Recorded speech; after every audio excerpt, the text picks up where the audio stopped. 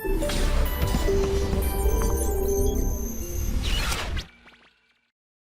जी प्यारे बच्चों, बहुत बढ़िया सवाल। एक point charge Q is located on the axis of the disc of radius R, okay, and at a distance A. ये एज शोन आपको गिवन है। The 1/4 of the flux from the charge passes through the disk, okay, then find the relation between A and R। प्यारे बच्चों, मैं आपको बता दूं, important सवाल है इसलिए क्योंकि यहाँ पे सॉलिड एंगल का बहुत प्यारा एप्लीकेशन लगने वाला है। क्योंकि ये क्वेश्चन देखिए, इन क्वेश्चंस को करने का एक बड़ा तरीका ये होता है कि ये क्यू चार्ज है, फिर क्या यहाँ से इसके इलेक्ट्रिक फील्ड निकल रहे होंगे, ओके, तो फिर यहाँ पे क्या करेंगे, एक छोटा सा अपन आर रेडियस की एक dr मोटाई की क्या मानते हैं, एक रिंग मानेंगे। इस रिंग पर एक इलेक्ट्रिक फील्ड एरिया वेक्टर इधर होगा, ये थीटा होगा, तमाम दुनिया भर के इंटीग्रेशन होंगे। इस तरह से इस सवाल को करने की कोई आवश्यकता नहीं है। यू जस्ट अप्लाई व्हाट, मुझे केवल और केवल यहाँ पर प्यारे बच्चों सॉलिड एंगल का एप्लीकेशन लगाना है। क्या होता है, मैं प्रीवियस लेक्चर में भी इस पर चर्चा कर चुका हूँ। सॉलिड एंगल और प्लेन एंगल में एक रिलेशन होता है प्यारे बच्चों, क्या कि अगर मान लीजिए ये कोई सरफेस है, इस सरफेस का ये वाला एंगल सॉलिड एंगल है और ये इसका क्या है, प्लेन एंगल। तो सॉलिड एंगल और प्लेन एंगल में रिलेशन होता है this is equals to 2 pi 1 minus cos of theta. Is that clear? बस बेटे अपना काम हो गया। ज़रा देखो ये डिस्क आपको दिखाई दे रही है, तो एक काम करते हैं, यहाँ पर ये रहा प्लेन एंगल थीटा। अब बताओ, इस प्लेन एंगल थीटा का कॉस थीटा निकालना है, तो इसका कॉस थीटा कितना होगा प्यारे बच्चों? सर इसका कॉस थीटा आ जाएगा that cos theta is equals to, हाँ जी बेटे, क्या ये साइड हो गई under the root of A square plus R का स्क्वायर। क्लियर है? तो that cos theta is what sir? बेस that is A by under the root of A square plus R square. Is that clear? तो प्यारे बच्चों, इसका जो solid angle होगा, अब क्या वो सॉलिड एंगल ये रहेगा, and that solid angle that belongs to this is what? So this is 2 pi 1 minus cos of theta, okay, that is 2 pi, हाँ जी बेटे, 1 माइनस, और cos थीटा कितना आ गया? cos थीटा आ गया a upon under the root of A square plus R का स्क्वायर। तो ये आ गया सॉलिड एंगल। क्लियर है? अब बेटे सभी बच्चे जानते हैं, अगर कोई क्लोज्ड चार्ज है ना, यानी कि अगर कोई क्यू चार्ज है और ये क्लोज है, तो क्या इससे गुजरने वाला टोटल फ्लक्स कितना होता है? सर ये होता है Q बाई एप्सिलॉन नॉट, और ये कितना सॉलिड एंगल बनाता है प्यारे बच्चों? 4 पाई। तो क्या किसी फाई सॉलिड एंगल या थीटा किसी ओमेगा सॉलिड एंगल से अगर मुझे कैलकुलेट करना हो, किससे? ओमेगा सॉलिड एंगल से, तो कितना होगा sir? That omega solid angle से ये आ जाएगा, that omega solid angle would be simply yes Q by 4 pi epsilon naught into omega. तो this is what? This is the flux from this. Is that clear? बस बेटा अपना काम होने वाला है, फटाफट से वैल्यू पुट करेंगे, मज़ा आ जाएगा। हाँ जी, इसकी वैल्यू कितनी आ जाएगी? इतनी, यानी कि sir Q upon 4 pi epsilon not. हाँ बेटे, इसकी वैल्यू कितनी आ गई sir? This is 2 pi 1 minus, हाँ जी, a upon under the root of A square plus R का स्क्वायर। Is that clear? बस बेटे काम ख़त्म हो चुका है। ये आ गया है आपका क्या सर? ये इससे गुजरने वाला फ्लक्स आ गया है। किसके कारण? इस प्लस क्यू चार्ज के कारण। और क्वेश्चन में क्या कह रहा है? क्वेश्चन में कह रहा है कि ये जो फ्लक्स है ये 1/4 ऑफ द फ्लक्स है, यानी कि एक रिलेशन और यूज़ करेंगे प्यारे बच्चों। आइए फटाफट से इसके सॉल्यूशन पर नज़र मारते हैं। हाँ जी, इसका सॉल्यूशन क्या कह रहा है प्यारे बच्चों? इसका सॉल्यूशन ये कह रहा है, वही आपने कॉस थीटा निकाल लिया यहाँ से, ओके, यहाँ से कॉस थीटा निकाला, फिर कॉस थीटा निकालने के बाद ये कॉस थीटा आ गया, फिर आपने सॉलिड एंगल निकाल लिया। सॉलिड एंगल निकालने के बाद बेटे क्या किया सर? सॉलिड एंगल निकालने के बाद मैंने ये वही फाई, अगर टोटल फ्लक्स होता, फाई क्या होता? टोटल फ्लक्स होता, तो क्या वो 5 पाई बाई 4 आ जाता है यहाँ पर? क्यों भाई एडवांस वालों, क्लियर है? हाँ, ये आ जाता है। और ये किसके बराबर है sir? That is equals to what? That is equals to 5/4। Is that clear? तो दोनों को बराबर कर देंगे, तो यहाँ से रिलेशन आ जाएगा कितना? यहाँ से रिलेशन आ जाएगा yes 3a square is equals to R square, so that a is equals to r by √3। This is the answer. Clear है प्यारे बच्चों? अच्छा, मैं तुम्हें इसका एक बहुत बढ़िया एप्लीकेशन एक और बताता हूँ। एक बड़ा फेमस सा सवाल है। अगर मान लीजिए ये कोई एक सिलेंड्रिकल आपके पास कोई कंडक्टर है और प्यारे बच्चों इसके सेंटर पर यहाँ पर क्यू चार्ज रखा है। ये लेंथ कितनी है टोटल l, और इसकी रेडियस कितनी है r, और इसकी रेडियस भी कितनी है प्यारे बच्चों r। और आपसे ये पूछ ले, क्या पूछ ले, आपसे ये पूछ ले कि भाई एक बात बताओ, इस q के कारण, किसके कारण, प्लस q के कारण फाई कौन सी सरफेस से, कर्व्ड सरफेस से कैलकुलेट करो। किससे कैलकुलेट करो, कर्व्ड सरफेस से फ्लक्स कैलकुलेट करो। तो फिर इस क्वेश्चन को कैसे करेंगे सर, इस क्वेश्चन को करने के लिए फिर मैं बताऊं क्या करेंगे। सबसे पहला काम, इसको इसी तरह डिस्क की तरह ट्रीट कर लेंगे, ओके। इससे फ्लक्स निकल जाएगा फाई 1, हाँ बेटे क्या, फिर इस डिस्क के कारण इससे फ्लक्स निकल जाएगा फाई 2। बचा कुचा क्या होगा सर, बचा कुचा होगा आपका कर्व्ड सरफेस। अब बताओ तीनों का सम किसके बराबर होगा सर, तीनों का जो सम होगा that would be simply phi 1 plus phi 2 plus phi curved is equals to what sir, Q by epsilon not, क्योंकि कितना कवर किया है, इतना। अब जरा सोचो, ये दोनों तो डिस्क वाले फार्मूले से सिंपल निकल जाएंगे, तो क्या यहाँ से मैं इस कर्व्ड सरफेस से फ्लक्स निकाल सकता हूँ बिना इंटीग्रेशन के, तो अपना काम चल जाएगा। और सब बच्चे जानते हैं क्या प्यारे बच्चों, ये वाला थीटा आप कैलकुलेट कर सकते हैं। यस सर, बिल्कुल सही बात है, क्योंकि ये लेंथ कितनी होगी बेटे, क्या ये l/2 हो जाएगी। अब जब सोचो ये प्लेन एंगल आ जाएगा, तो क्या इसका सॉलिड एंगल आ जाएगा। ये आप ट्राई करेंगे और ट्राई करके इसका आंसर कैलकुलेट करेंगे। तो वेरी स्टैंडर्ड क्वेश्चन। तो इस तरह से इस क्वेश्चन से हमें ये समझ में आया प्यारे बच्चों कि आप इस प्लेन एंगल और सॉलिड एंगल को क्या कर सकते हैं, यूज़ कर सकते हैं, और यूज़ करके भी फ्लक्स को इजीली कैलकुलेट कर सकते हैं। आइए बढ़ते हैं और करते हैं अगले सवाल को। प्यारे बच्चों ध्यान से समझें, बहुत बढ़िया सवाल है। 3 concentric metallic sphere of shells of radii R2, R3 are given charge Q1, Q2 and Q3 respectively. It is found that the surface charge density is on the outer surface of the shells. भैया inner outer जब बोले तो please induce charge का बहुत अच्छे से ध्यान रखना होता है, okay. Are equal then the ratio of the charges given to the shells Q1, Q2 और Q3। प्यारे बच्चों आपसे पूछ रहा है, आइए ध्यान से समझते हैं। हाँ भाई बच्चों, ये रहा मेरे पास एक गोला, ओके, ये रहा प्यारे बच्चों मेरे पास दूसरा, और ये रहा मेरे पास तीसरा, okay. I have 3 concentric shells। हाँ बेटे, इसकी रेडियस r कहूँ, इसकी रेडियस कितनी कहूँ सर, इसकी रेडियस 2r कहूँ, और बेटे इसकी रेडियस कितनी कहूँ, 3r कहूँ, जबकि यहाँ r1 किसके बराबर है, r के बराबर है। क्लियर है। अच्छा, अब ध्यान देने वाली बात क्या है प्यारे बच्चों, यहाँ पे कह रहा है Q1, Q2, Q3 चार्ज दिए, यानी कि इसको दिया गया है Q1, इसको दिया गया है Q2, इसको दिया गया है Q3। देखो ऐसा लगता है, लेकिन अभी हमें इस बात को समझना है, जब ये बोल रहा है ना आउटर सरफेस, है ना, तो आउटर सरफेस इनर सरफेस पे क्या हो रहा है, इस पर अपने को चर्चा करनी बहुत ज़रूरी होती है।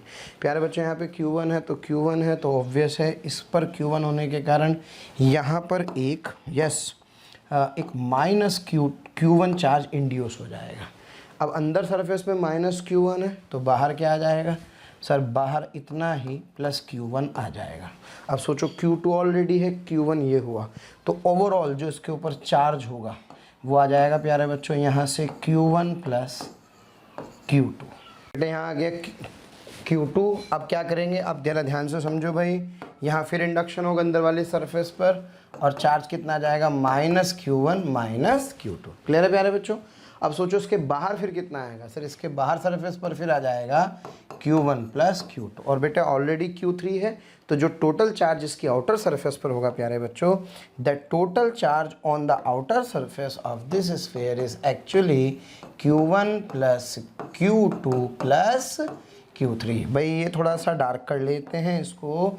हाँ बेटे, Q1 plus Q2 plus Q3। क्या मेरी बात क्लियर है। तो ये फाइनली चार्जेस मेरे पास दिखाई दे रहे हैं। तो अब मैं इसकी इनर और आउटर सरफेस पर प्यारे बच्चों चार्ज लिख पा रहा हूँ, है ना। तो इसका मतलब सर यहाँ पे फाइनली कितना चार्ज है, Q1, इस पर है माइनस Q1, बाहर है प्यारे बच्चों Q1 प्लस, यानी कि अब मैं इसको अंडरलाइन कर रहा हूँ, जो अंडरलाइन वाले चार्जेस हैं वो फाइनल चार्जेस हैं जो मैं लिख रहा हूँ, ओके। ये अंदर और ये बाहर। Is that clear. अब देखो बेटे क्वेश्चन में क्या कह रहा है the surface charge densities on the outer surface of the shells are equal. अब सोचो आउटर शेल पर चार्ज कौन कौन सा है, ये वाला, हाँ बेटे ये वाला और ये वाला। क्लियर है। इनकी डेंसिटीज़ क्या है, इक्वल। आइए समझते हैं।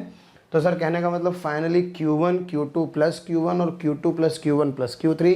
बस बेटा सवाल ख़त्म। इसकी डेंसिटी को क्या लिख सकता हूँ, सिग्मा बराबर Q1/4πr²। इसकी डेंसिटी को लिख सकता हूँ बेटे Q2 प्लस Q1/16πr²। इसको लिख सकता हूँ ऐसा। और अब तो कुछ भी नहीं करना बेटे, 1 और 2 को क्या कर सकता हूँ, इक्वल कर दूंगा। तो क्या मेरे पास एक रिलेशन यहाँ से, तो क्या मेरे पास Q2 Q1 का रेशो आ जाएगा। फिर मैं यहाँ से प्यारे बच्चों 2 और 3 को बराबर कर दूंगा, इन दोनों को बराबर कर दूंगा, तो ये रिलेशन आ जाएगी। आप होशियार हैं, सिंप्लीफाई करेंगे, सॉल्व करेंगे तो आंसर कितना आ जाएगा प्यारे बच्चों, आंसर आ जाएगा 1:3:5। Is that clear. So it is very important कि चार्ज का डिस्ट्रीब्यूशन कैसे होता है। नहीं है तो मैं आपको फिर एक बार बता दूँ शॉर्ट में प्यारे बच्चों, अगर कभी भी कोई कैविटी इस तरह की प्रेजेंट हो, क्लियर है, और मान लीजिए सेंटर पर यहाँ पर कहीं पर भी मान लीजिए Q1 चार्ज रखा है, तो प्यारे बच्चों अंदर हमेशा इसके अपोजिट चार्ज डेवलप होता है। और कंडक्टर के अंदर चूंकि यहाँ पर इलेक्ट्रिक फील्ड कितनी होती है, 0, तो सेम चार्ज प्यारे बच्चों बाहर क्या हो जाता है, प्रकट हो जाता है। क्लियर है मेरी बात, ये अपने को अच्छे से समझना होगा। यही बेसिक प्रिंसिपल हम लोगों ने इस वाले क्वेश्चन में प्यारे बच्चे यूज़ किया है। और जब कंसेंट्रिक शेल्स बोलता है तो कंसेंट्रिक शेल्स में क्या करते हैं, कंसेंट्रिक शेल्स में प्यारे बच्चों हल्का सा इसकी थिकनेस को रेज कर देते हैं, यानी कि इसको कुछ ऐसे बना देते हैं। देखो ऐसे, जैसे ये है तो इसको कुछ इस तरह से बना दीजिए, ऐसे, हाँ बेटे ऐसे, ओके। और फिर ये वाला पार्ट आ गया ऐसे, क्लियर है। तो ऐसे थोड़ा सा थिकनेस बनाने से ये सेम क्या होती है, कैविटी टाइप जनरेट हो जाती है। अब मान लो मुझसे बोले, सब लोग ध्यान दें, नए लोग प्लीज़ ध्यान जरूर दें। मान लो बेटे यहाँ पे क्या कह रहा है, Q1 कह रहा है, यहाँ Q1 कह रहा है, तो अब वैसे यहाँ क्या होगा, -Q1 आ जाएगा। बाहर क्या प्रकट हो जाएगा सर, बाहर यहाँ पर, हाँ बेटे Q1 प्रकट हो जाएगा। इस तरह से चलता रहता है और चार्ज क्या हो जाता है, इंड्यूस हो जाता है। क्लियर है प्यारे बच्चों। आइए बढ़ते हैं और चलते हैं अगले क्वेश्चन की ओर। हाँ तो प्यारे बच्चों क्वेश्चन बहुत बढ़िया दिख रहा है। आप एक इनफाइनाइट शीट देख रहे हैं जिसपे पॉजिटिव चार्ज है, सिग्मा चार्ज डेंसिटी है, और इसके सामने ये एक कितने रेडियस का, एक R रेडियस का एक कंडक्टिंग स्फीयर है प्यारे बच्चों। कैसी रेडियस का sir, it's conducting sphere of radius R। Okay, conducting sphere of radius R।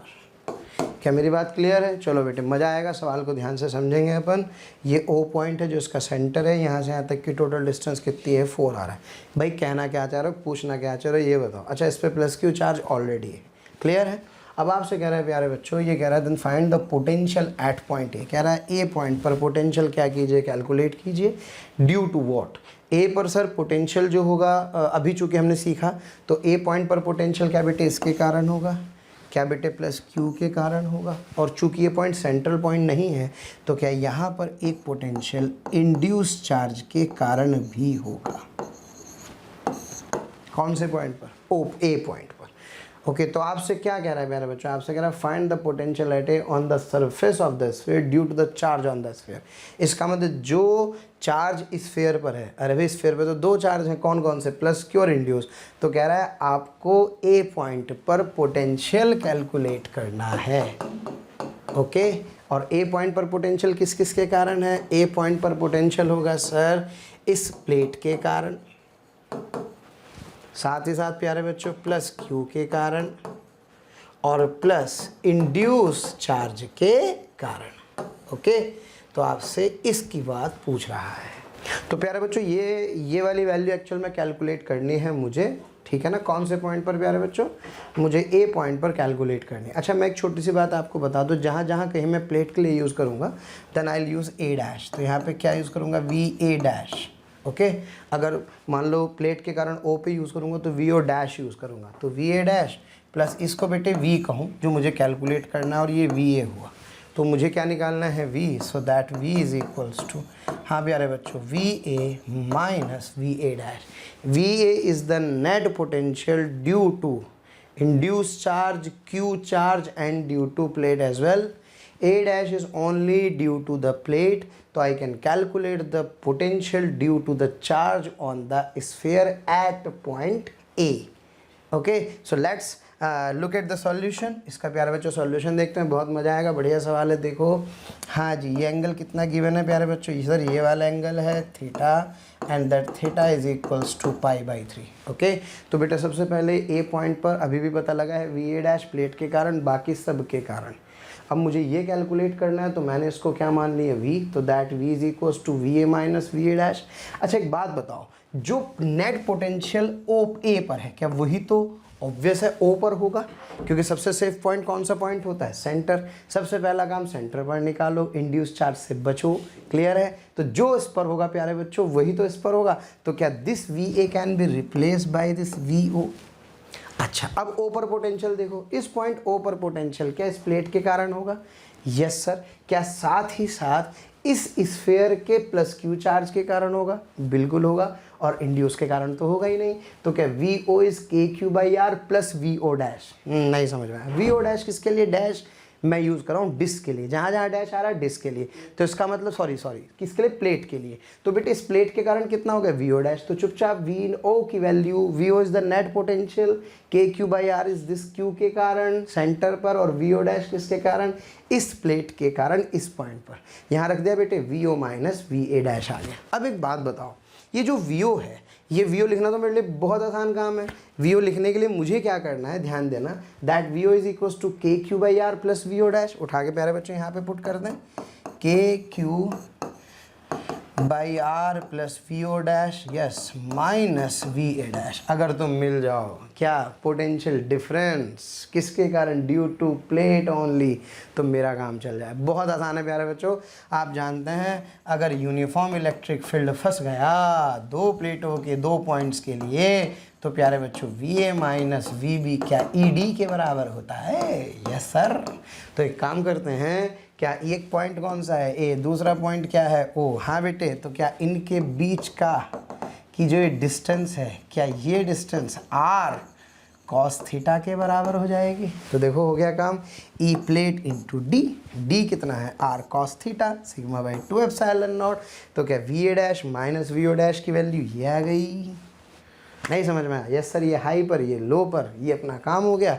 बस बेटे इसको उठा करके यहाँ रख दो, सिंप्लीफाई कर देंगे तो मेरे पास फाइनल आंसर आ जाएगा प्यारे बच्चों, KQ/R प्लस इतने, इसकी वैल्यू रख दो कितनी सर, इसकी वैल्यू रख देंगे थीटा को π/3 यानी कि 1/2। So that final answer for this question comes out to be yes KQ/R, yes, minus sigma R/4 epsilon not. Clear है प्यारे बच्चों। तो ये थी मेहनत जो हमने उस तरह के कंसेप्ट को समझने में की। आइए प्यारे बच्चों बढ़ते हैं आगे और करते हैं कुछ और क्वेश्चन। तो आइए प्यारे बच्चों करते हैं क्वेश्चन। अर्थिंग का सवाल है, ध्यान से देखें। इनर वाले स्फीयर को क्या किया गया, अर्थिंग का मतलब कभी भी ध्यान रहे चार्ज जीरो नहीं होता, पोटेंशियल जीरो होता है। ये बात ध्यान रखें कि अगर किसी कंडक्टर को अर्थ कर दिया गया तो अर्थिंग का मतलब क्या होता है प्यारे बच्चों। सर अर्थिंग का मतलब, हाँ जी, अर्थिंग का मतलब प्यारे बच्चों पोटेंशियल जीरो तो है, लेकिन चार्ज जीरो हो ये ज़रूरी नहीं है। चार्ज जीरो हो भी सकता है और चार्ज जीरो नहीं भी हो सकता है, ये एक बेसिक कंसेप्ट है। चलो प्यारे बच्चों ध्यान दो। तो figure shows two conducting thing concentric shells of radius R and 3 pause कर लें, सॉल्व कर लें फटाफट से। The outer shell carries a charge Q is equals to 6 coulomb. Okay, the inner shell is neutral, inner shell is neutral. तो प्यारे बच्चों ध्यान से सुने, ये सवाल है, ये स्फेयर और एक ये स्फेयर, इस वाले स्फेयर पर चार्ज कितना है अभी सर, ये है 6 कूलम का। कितने का, 6 कूलम का। और इनर वाली सरफेस पर प्यारे बच्चों अभी कोई चार्ज नहीं है। This is the question. कमाल की बात है, इसकी रेडियस कितने हैं भाई R, और इसके रेडियस कितने हैं प्यारे बच्चों 3R। अब आपसे कह रहा है अगर मैं अंदर वाली सरफेस को क्या कर दूं, अंदर वाली सरफेस को, हाँ जी, find the positive charge that will flow from the inner shell to the earth after the switch H is close. यानी कि वो ये कह रहा है कि यहाँ पे आप एक अर्थिंग कर दें इसकी, ओके, और इसकी जैसे आप क्या करेंगे प्यारे बच्चों, अर्थिंग करेंगे, तो अर्थिंग करने पर आपसे ये पूछ रहा है कि अब इस पर कितना चार्ज एक्चुअल में डेवलप होगा। क्योंकि according to the question the positive charge that will flow from the inner shell to the earth, इसका मतलब ऑब्वियस है अगर इससे कोई चार्ज निकल करके कहाँ जाएगा, अर्थ में तो पहले न्यूट्रल है, तो जितना पॉजिटिव चार्ज जाएगा, हाँ बेटे, क्या उतना ही तो निगेटिव चार्ज इस स्फीयर पे डेवलप हो जाएगा। तो वो बेसिकली वो ये कह रहा है कि इस स्फीयर पे चार्ज निकाल लो, बात खत्म हो गई। क्लियर है? तो माना अर्थिंग कर दी और अर्थिंग करके इस पे चार्ज कितना मान लिया, क्यू डैश, खत्म। अब एक काम करते हैं, इस वाले पॉइंट पर पोटेंशियल लिखते हैं और पोटेंशियल लिख करके किसके बराबर कर देते हैं प्यारे बच्चों, जीरो के। तो इस पॉइंट पर पोटेंशियल किस किसके कारण होगा सर, इसके कारण होगा और इसके कारण होगा। क्या 6 कूलम के अंदर ये वाला पॉइंट है? बिल्कुल। तो जो इसके लिए जो सेंटर पर होगा क्या वही यहाँ पर होगा, और दूसरा क्या क्यू डैश की सरफेस पर है ये वाला पॉइंट, तो क्यू डैश के जो सेंटर पर होगा वही सरफेस पर होगा। यानी कि मैं लिख सकता हूँ that potential at point A is due to the potential due to 6 coulomb charge plus potential due to Q dash. और 6 कूलम चार्ज की बात करें तो प्यारे बच्चों के इंटू 6, हाँ जी, के इंटू 6 अपॉन ये रेडियस कितनी है प्यारे बच्चों, sir this radius is 3r, और हाँ बेटे प्लस के क्यू डैश अपॉन कितना भाई, जो इसके सेंटर पर वही सरफेस पर। ओके, ये एक ही बात है, जो दोनों में से एक ही बात है, उससे क्या फ़र्क पड़ता है। लेकिन क्या बेटे इसको आर कह देंगे, बस अपना काम हो गया। हाँ जी प्यारे बच्चों, सिंप्लीफाई कर देते हैं, और ये वी ए है, अर्थिंग है, तो इसकी वैल्यू कितनी हो जाएगी, 0 हो जाएगी। अब इसको आप 0 करके जब बराबर करेंगे तो 0 करके बराबर करके, हाँ बेटे, क्या यहाँ से K Q dash by R is equals to minus K into 6 upon 3r। बेटे आर से आर छमछम हो गए, के से के छमछम हो गए, तो जो मेरे पास प्यारे बच्चों क्यू डैश होगा, this Q dash is equals to -2 coulomb. Is that clear? तो इसका मतलब सर इस पर कितना चार्ज आया है, इस पर -2 कूलम चार्ज आया है। पहले न्यूट्रल था, अब कितना आया है, -2 कूलम चार्ज। इसका मतलब इसमें से कितना सर, यहाँ +2 कूलम अर्थ के अंदर फ्लो कर गया होगा। तो आशा करता हूँ प्यारे बच्चों समझ में आया। आपसे कह रहा है कि इस स्विच को क्लोज करने पर, इसकी अर्थिंग करने पर कितना चार्ज, पॉजिटिव चार्ज अर्थ के अंदर क्या कर जाएगा, फ्लो कर जाएगा। चूँकि इस पर -2 कूलम जनरेट हो रहा है तो इस पर चार्ज कितना होगा, +2 कूलम अर्थ के अंदर चला जाएगा। फिर एक बार बोल रहा हूँ प्यारे बच्चों, अर्थिंग का मतलब क्या जीरो होना होता है, अर्थिंग का मतलब पोटेंशियल जीरो होता है। चार्ज जीरो हो भी सकता है और चार्ज जीरो नहीं भी हो सकता। ओके, इन बातों का ध्यान रखें। क्लियर है प्यारे बच्चों? तो ये था सवाल जिसका आंसर आ गया आपका कितना, -2 कूलम तो इसका आ गया है। और अगर बात करें किसकी, अर्थ की, तो कितना चार्ज अर्थ के अंदर चला गया है, that is what, that is +2 coulomb. बढ़ते हैं अगले क्वेश्चन की ओर। प्यारे बच्चों, बहुत बहुत शुक्रिया दिल से आप सभी लोगों का, जो आप लोगों का इतना प्यार मिला, आप लोगों के इतने व्यूज़, इतने सारे लाइक्स, इतने सारे कमेंट्स मिले। मैं ये आपको बताना चाहता हूँ कि जो डिस्क्रिप्शन में लिंक दिया है, प्लीज़ वहाँ जा कर के अपना एनरोलमेंट ज़रूर सुनिश्चित करें। और प्यारे बच्चों, इसके अलावा यदि आप डाउट्स का बेनिफिट उठाना चाहते हैं, आप स्टडी मटेरियल का बेनिफिट उठाना चाहते हैं, तो मोशन के प्रीमियम कोर्स को ज्वाइन करें। ये कहीं ना कहीं आपके लिए बहुत बेनिफिशियल होने वाला है। प्यारे बच्चों, बहुत इंपॉर्टेंट कंसेप्ट है। पहले हम इस कंसेप्ट को समझेंगे, फिर इसके ऊपर बहुत सारे सवाल करेंगे। बहुत सारे तो नहीं, मतलब 1-2 सवाल जरूर करेंगे, ताकि हमें ये वाला फंडा बहुत अच्छे से क्लियर हो। जिनको आता है वो भी देखें, जिनको नहीं आता वो तो ज़रूर देखें। प्यारे बच्चों, एक बात आप अच्छे से समझें, जब भी मैं चार्ज की बात करता हूँ तो देखिए, चार्ज 2 तरह के चार्ज होते हैं। एक तो चार्ज होता है फ्री चार्ज, ओके, जो किसी बॉडी का अपना चार्ज होता है, और एक होता है प्यारे बच्चों इंड्यूस चार्ज। इंड्यूस चार्ज मतलब बाहर के किसी भी इलेक्ट्रिक फील्ड के कारण जो बॉडी पर चार्ज इंड्यूस होता है, उसे हम क्या कहते हैं, इंड्यूस चार्ज कहते हैं। Is that clear? ओके।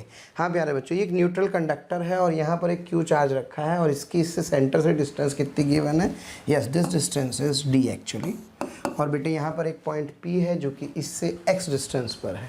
अब आपसे क्वेश्चन में कह रहा है कि find potential at P, Vp due to induce charge. Induce charge के कारण कौन से पॉइंट पर प्यारे बच्चों, P पॉइंट पर, क्या बताइए, पोटेंशियल बताइए। मैं आपको इंड्यूस चार्ज के बारे में हल्का सा आइडिया देता हूँ, हालांकि समय थोड़ा सा कम है।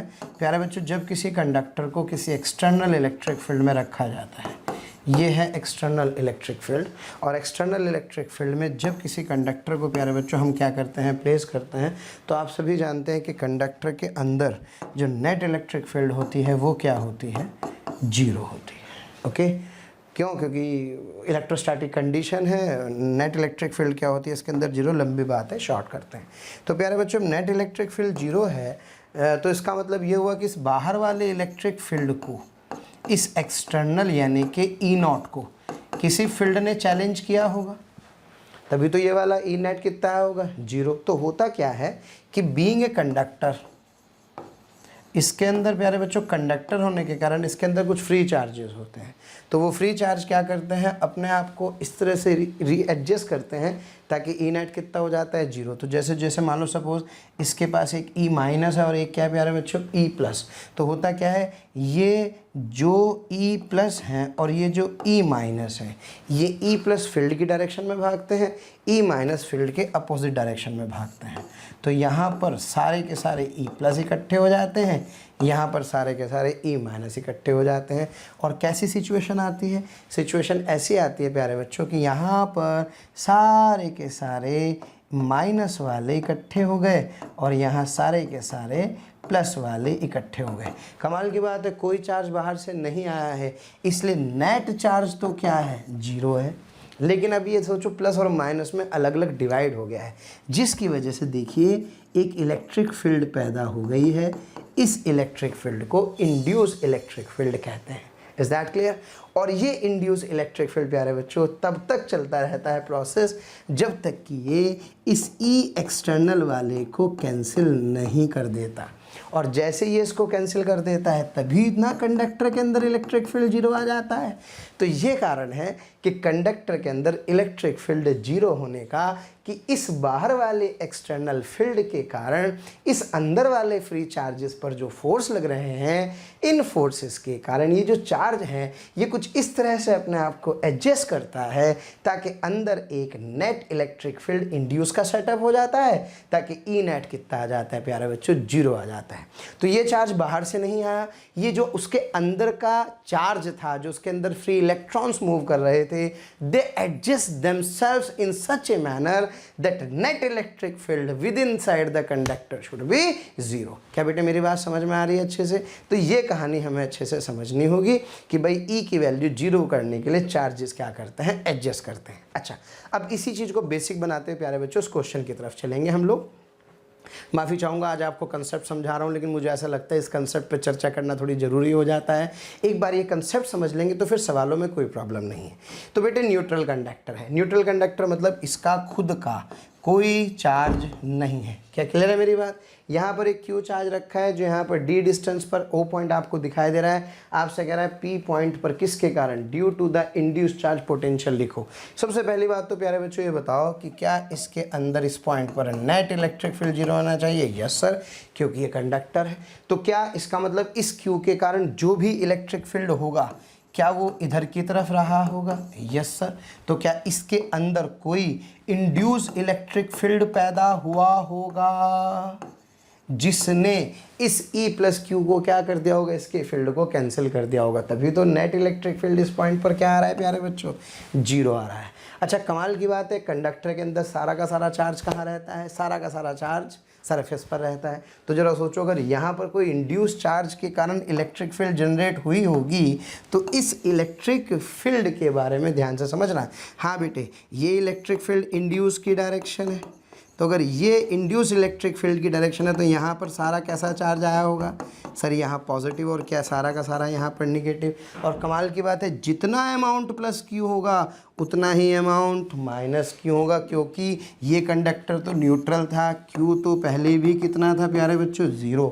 और चूंकि सिमेट्री ये कहती है कि जो पोटेंशियल है सेंटर पर इंड्यूस चार्ज के कारण प्यारे बच्चों वो 0 होगा। सेंटर ही एक ऐसा पॉइंट है जहां पर इंड्यूस्ड चार्ज के कारण पोटेंशियल की वैल्यू क्या होगी, 0 होगी। तो it is the safest point जहाँ पे आप पोटेंशियल लिखें, क्योंकि अगर आप इस पॉइंट पर पोटेंशियल लिखते हैं तो आपको कभी भी इंड्यूस चार्ज के पोटेंशियल लिखने की टेंशन नहीं है।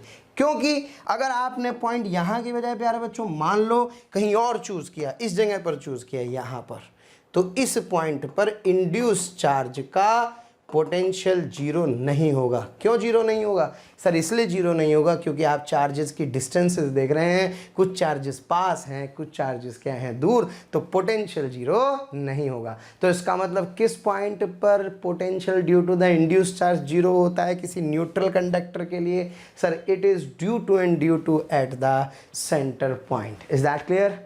आशा करता हूँ प्यारे बच्चों समझ में आ गया होगा। That is the thing. दूसरी चीज़, क्या इलेक्ट्रिक फील्ड ऑब्वियस है 0 है तो पोटेंशियल हमेशा क्या रहता है, कांस्टेंट रहता है। अब मुझे क्या करना है मैं आपको बताता हूँ। मुझे P पॉइंट पर क्या निकालना है, मुझे P पॉइंट पर इंड्यूस चार्ज के कारण पोटेंशियल कैलकुलेट करना है। तो हम सबसे पहले क्या करते हैं प्यारे बच्चों, हम सबसे पहले O पॉइंट पर पोटेंशियल निकालते हैं, क्योंकि O पॉइंट पर पोटेंशियल निकालना आसान है, क्योंकि जो O पॉइंट पर पोटेंशियल है, this potential at point O is due to, yes, this potential at point O is due to only this plus Q charge. Is that clear? And that is what? So that is simply KQ by D, क्योंकि neutral है, खत्म खेस, और induce के कारण भी कितना sir, induce के कारण भी यहाँ पर जीरो ही आएगा। सबसे बढ़िया पॉइंट O पॉइंट। क्लियर होगी बात? अब मुझे कहाँ से पूछ रहा है, मुझसे P पे पूछ रहा है। अब P पे तो इंड्यूस का भी पोटेंशियल आएगा, है ना, क्योंकि सिमेट्रिक पॉइंट तो नहीं है। लेकिन मैं जानता हूँ कि P पॉइंट पर जो नेट पोटेंशियल होगा प्यारे बच्चों, क्या वो O के बराबर होगा? क्यों? क्योंकि जो सेंटर पर होता है वही इसके इस वाले पॉइंट पर होगा। तो the potential at P is equals to potential at O, and potential at P is due to what sir? P पर एक तो Q के कारण होगा और एक इंड्यूस के कारण होगा, and that is equals to VO। और O पर कितना निकाला है आपने सर? O पे मैंने निकाला है इतना KQ by D, that is equals to yes KQ by D।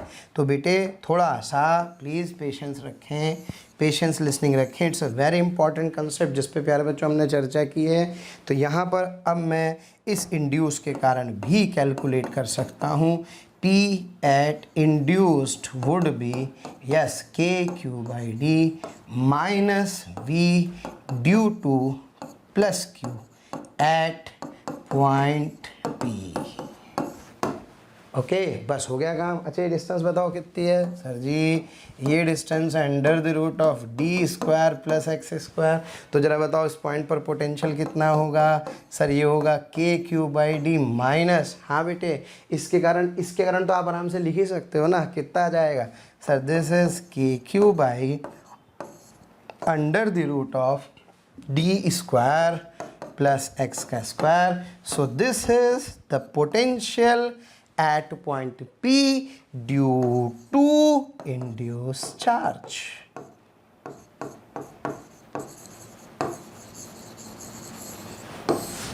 क्या बेटे मेरी बात क्लियर है? बहुत कमाल का आर्टिकल है, इसलिए सबसे बढ़िया पॉइंट कौन सा? सेंटर वाला।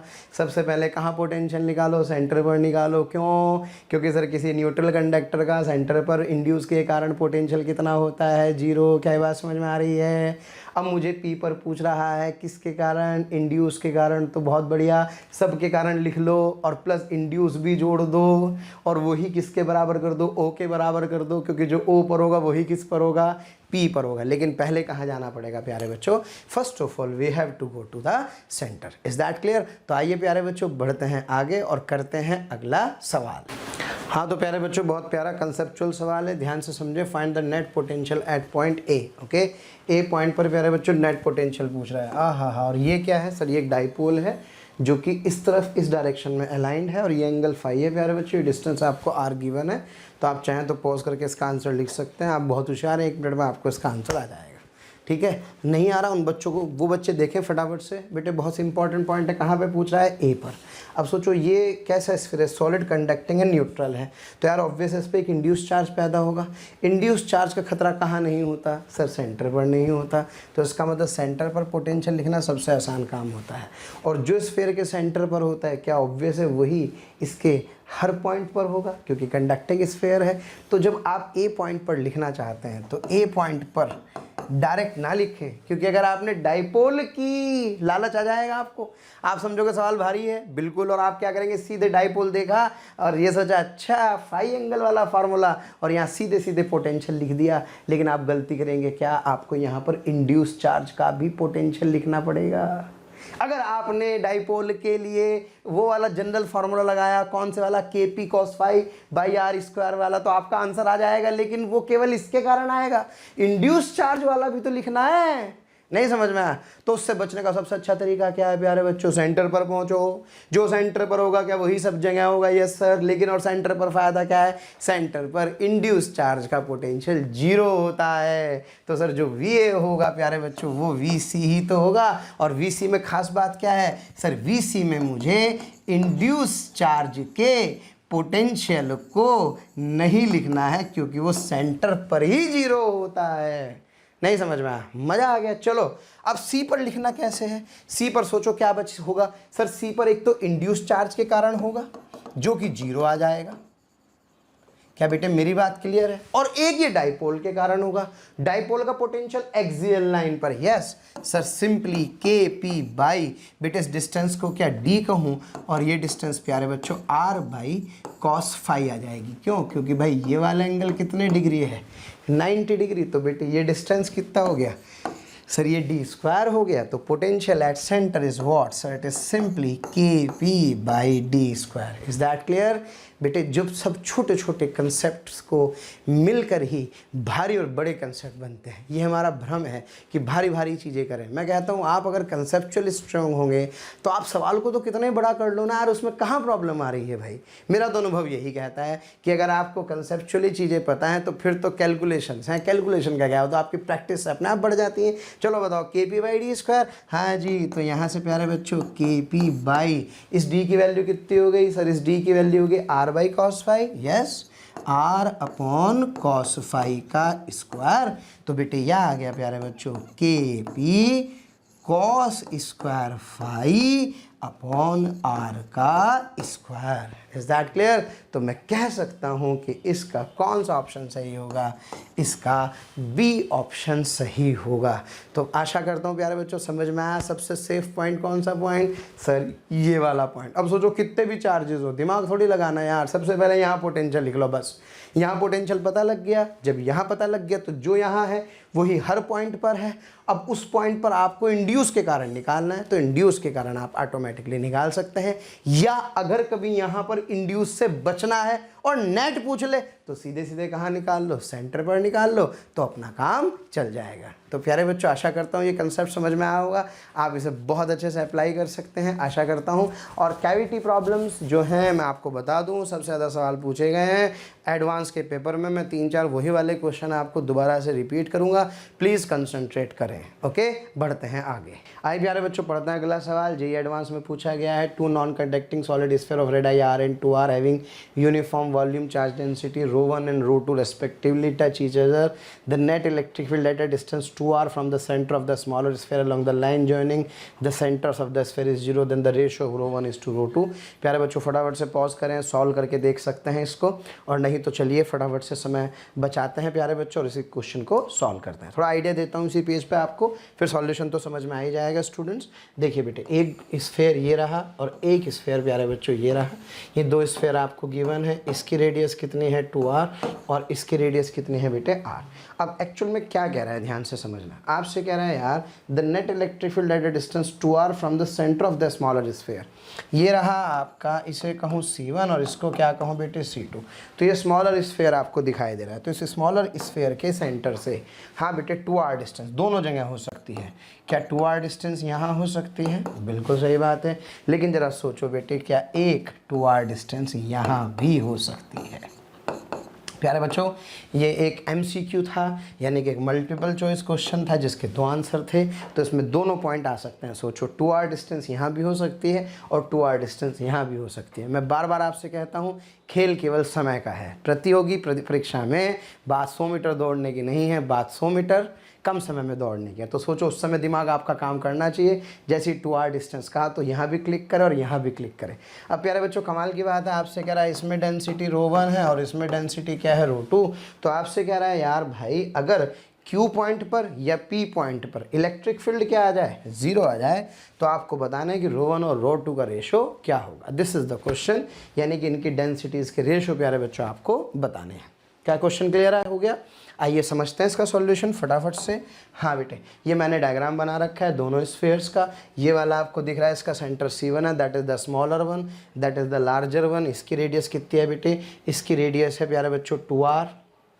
ओके यस, इसकी रेडियस कितनी है भाई सर? इसकी रेडियस 2r है, इसकी रेडियस r है। ये लाइन जॉइनिंग है बेटे। ये पॉइंट q है जो कि इसके सेंटर से 2r डिस्टेंस पर है। ये पॉइंट p है जो कि इसके सेंटर से इधर 2r डिस्टेंस पर है। आपसे कह रहा है यार एक बार EQ0, क्या जीरो? EQV0 और एक बार प्यारे बच्चों EP0। अगर आप EQ0 और EP0 कर दें तो आपको बताना है कि इसकी डेंसिटी अगर कितनी है ρ1 और इसकी डेंसिटी कितनी है ρ2, तो ρ1 और ρ2 का रेशो क्या होगा। क्लियर है? तो सबसे पहले चलते हैं प्यारे बच्चों Q पॉइंट को देखते हैं। Q पॉइंट कमाल की बात है इस स्फीयर के बाहर है, और क्या Q पॉइंट इस स्फीयर के भी बाहर है? Yes sir. और बाहर इलेक्ट्रिक फील्ड का फॉर्मूला क्या होता है किसी स्फीयर के लिए? आप सभी जानते हैं किसी स्फीयर के लिए बाहर इलेक्ट्रिक फील्ड होता है KQ/r², सरफेस पर होता है KQ/r², और अंदर होता है प्यारे बच्चों स्मॉल r डिस्टेंस पर KQR/r3। Is that clear? ये मेरे पास क्या होता है प्यारे बच्चों? फॉर्मूला होता है इनसाइड। चाहे तो आप इसे ρr/3ε0 भी लिख सकते हैं। क्या मेरी बात क्लियर है? दोनों में से कोई भी लिख लें। डेंसिटी की टर्म में लिखेंगे तो ρr/3ε0 लिखते हैं, चार्ज की टर्म में ये लिख लेते हैं। चलिए मुद्दे की बात करते हैं। सबसे पहले Q पॉइंट पर लिखना है। अब बेटे Q पॉइंट पर अब सोचो इसके कारण इलेक्ट्रिक फील्ड, अगर ये एक Q पॉइंट पर इलेक्ट्रिक फील्ड 0 तभी हो सकता है जबकि इस पर इलेक्ट्रिक फील्ड इधर और इधर यानी कि अपोजिट डायरेक्शन में आ जाए। ये किसके कारण है सर? ये ρ1 के कारण। और ये किसके कारण है? ये ρ2 के कारण है। और अगर ये दोनों छम्मा छम्मा हो गए तभी इस पॉइंट पर नेट इलेक्ट्रिक फील्ड क्या होगा? 0। और ये तभी हो सकता है जब एक पॉजिटिवली चार्ज हो तो दूसरा क्या हो? निगेटिवली चार्ज हो। Are you getting my point? वरना सोचो इसका भी इलेक्ट्रिक फील्ड, इसका भी इलेक्ट्रिक फील्ड एड ऑन हो जाएगा तो नेट इलेक्ट्रिक फील्ड 0 थोड़ी आएगा। तो इसलिए प्यारे बच्चों इस पॉइंट पर नेट इलेक्ट्रिक फील्ड 0 करने के लिए एक की डेंसिटी दूसरे डेंसिटी के अपोजिट होनी चाहिए। इसलिए आपने देखा होगा ऑप्शंस में, देखो ऑप्शंस में क्या माइनस वाला भी एक ऑप्शन दिया है, तो कहीं ना कहीं ये माइनस वाला जो ऑप्शन है वो शायद इस चीज़ के लिए टैली कर रहा होगा। क्या मेरी बात क्लियर है? आइए प्यारे बच्चों ध्यान दें। हाँ जी, तो सबसे पहले चलते हैं इस Q की तरफ। इसके सेंटर से इसकी डिस्टेंस 2r है और इसके सेंटर से ये कितना भाई? इसकी रेडियस तो ये भी 2r, तो ये हो गया, और 2r के साथ बेटे ये 2r ये हो गया, यानी कि कितना हो गया टोटल सर? ये 2r, ये 2r, यानी कि कितना? 4r। ओके है ना भाई? मुझे तो Q पॉइंट पर जाना है ना, तो सीधे सीधे ओके सॉरी ये 2r और ये वाला r यानी कि 3r प्लस 2r यानी कि 5r। Is that clear? यानी कि सर मैं कह सकता हूँ कि जो इलेक्ट्रिक फील्ड इसके कारण होगा यानी कि KQ1 अपॉन, हाँ बेटे, 2r का होल स्क्वायर इसके लिए, और इसकी बात करूँ तो that must be equals to, हाँ जी, इसके कारण यानी कि सर ये आ जाएगा KQ2 अपॉन इसके सेंटर से ये टोटल डिस्टेंस भाई। तो यहाँ से यहाँ तक 2r, फिर r 3r प्लस 2r कितना हुआ भाई? 3r प्लस 2r 5r, यानी कि सर 5r का whole square. Is that clear? और प्यारे बच्चों ये बात आप समझ लें कि डायरेक्शन अपोजिट है तो इसका मतलब ये क्या होना चाहिए? It should be negative for this case. Is that clear? चलो भाई सिंप्लीफाई करो फटाफट से इसको। हाँ जी, सिंप्लीफाई करके क्या लिखें सर? इसको सिंप्लीफाई करेंगे के से के छम्मा छम्मा हो गए भाई, यानी कि Q1 upon 4r² is equals to Q2 upon क्या 25r²। ये कट गया। हाँ बेटे Q1 को क्या लिख सकता हूँ सर? Q1 को लिख सकता हूँ ρ1 इंटू 4/3 πr³ ओके अपॉन, हाँ जी, 4 this is equals to ρ2 into 4/3 pi, हाँ जी, इसकी रेडियस कितनी है सर? 2r³ डिवाइडेड बाई, हाँ बेटे क्या 25 लिख सकता हूँ। देखो भाई ये सब बेटे कैंसिल हो गए, r³ कट जाएगा, यहाँ पे कितना बचेगा? 8 बचेगा। तो क्या ρ1/4 is equals to 8 ρ2/25। Is that clear? तो यहाँ से मेरे पास ρ1 और ρ2 का जो रेशो आ जाएगा बेटे, this ratio comes out to be, yes, 4 8 जा 32 अपॉन 25, लेकिन कैसे साइन के साथ? निगेटिव साइन के साथ, क्योंकि रो वन और रो टू का रेशो क्या होना चाहिए? ऑब्वियस है, सॉरी, रो टू का साइन रो वन के साइन के अपोजिट होना चाहिए, ताकि इसकी अगर इलेक्ट्रिक फील्ड इधर है तो इसकी इलेक्ट्रिक फील्ड इधर होनी चाहिए। Is that clear? तो क्या प्यारे बच्चों कोई ऑप्शन मैच कर रहा है? यस सर, एक ऑप्शन मेरे पास आ रहा है, कौन सा? बी, -32/25। क्लियर है? अब सेकेंड वाले पार्ट की तरफ चलते हैं।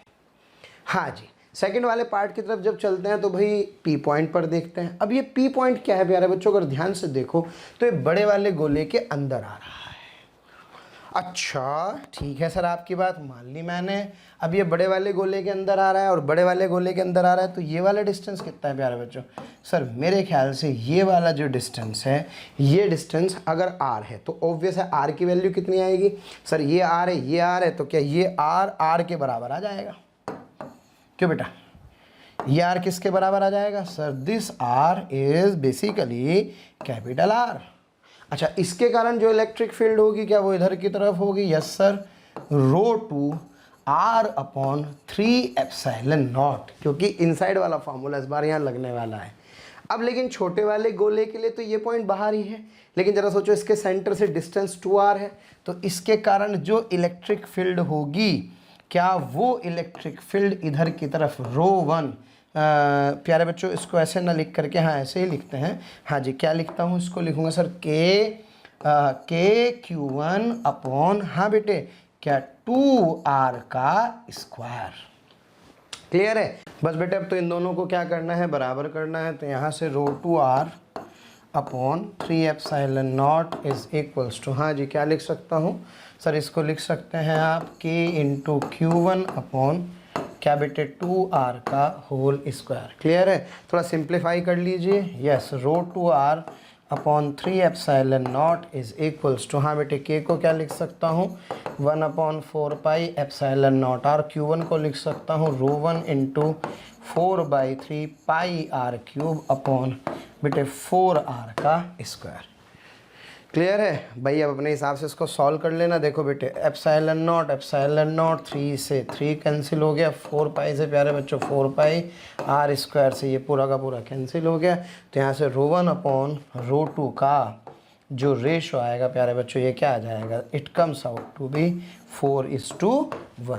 क्लियर है? तो मेरे पास दो आंसर आएंगे प्यारे बच्चों, एक आएगा -32/25 और एक मेरे पास आएगा 4:1। तो मैं कह सकता हूँ कि भाई इस वाले क्वेश्चन के दो आंसर होंगे मेरे पास, एक बी होगा और एक क्या होगा प्यारे बच्चों? एक ऑप्शन होगा मेरे पास डी। यही पूछ भी रहा था, रो 1 और रो 2 का रेशियो। क्लियर है?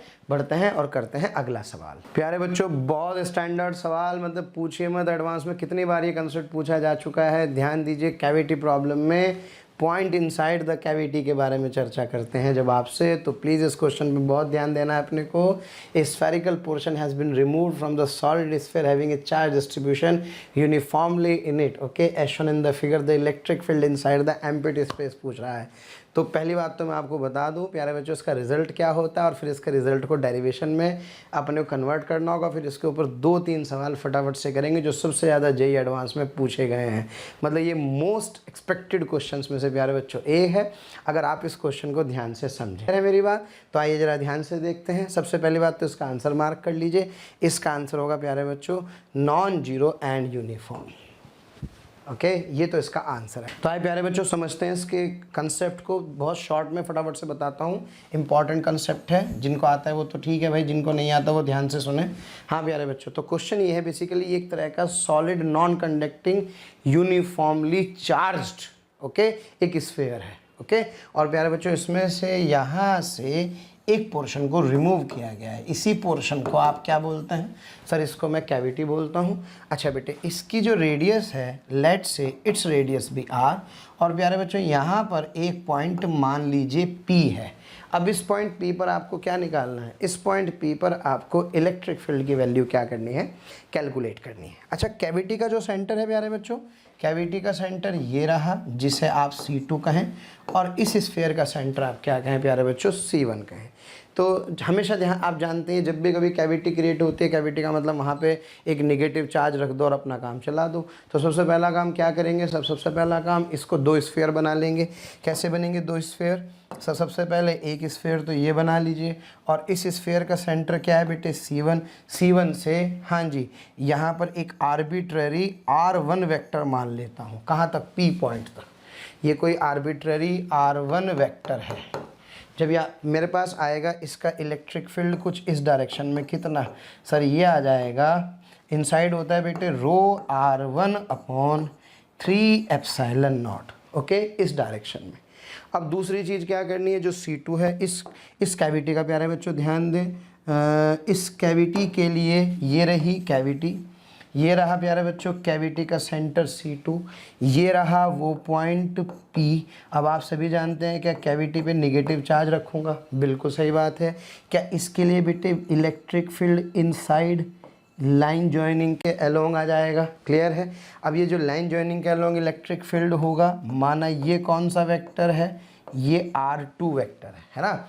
इस वेक्टर को मैंने R1 कहा और इस वेक्टर को R2 कहा, इसको R1 कहा और इसको क्या कहा बेटे, R2 वेक्टर कहा, क्लियर है। लेकिन इलेक्ट्रिक फील्ड इस बार इनसाइड होगा, अंदर की तरफ होगा। क्यों होगा, क्योंकि चार्ज कैसा है प्यारे बच्चों, चार्ज निगेटिव चार्ज है। क्या मेरी बात क्लियर है। अब मैं यहाँ एक छोटा सा वेक्टर और बना रहा हूँ कुछ इस तरह से।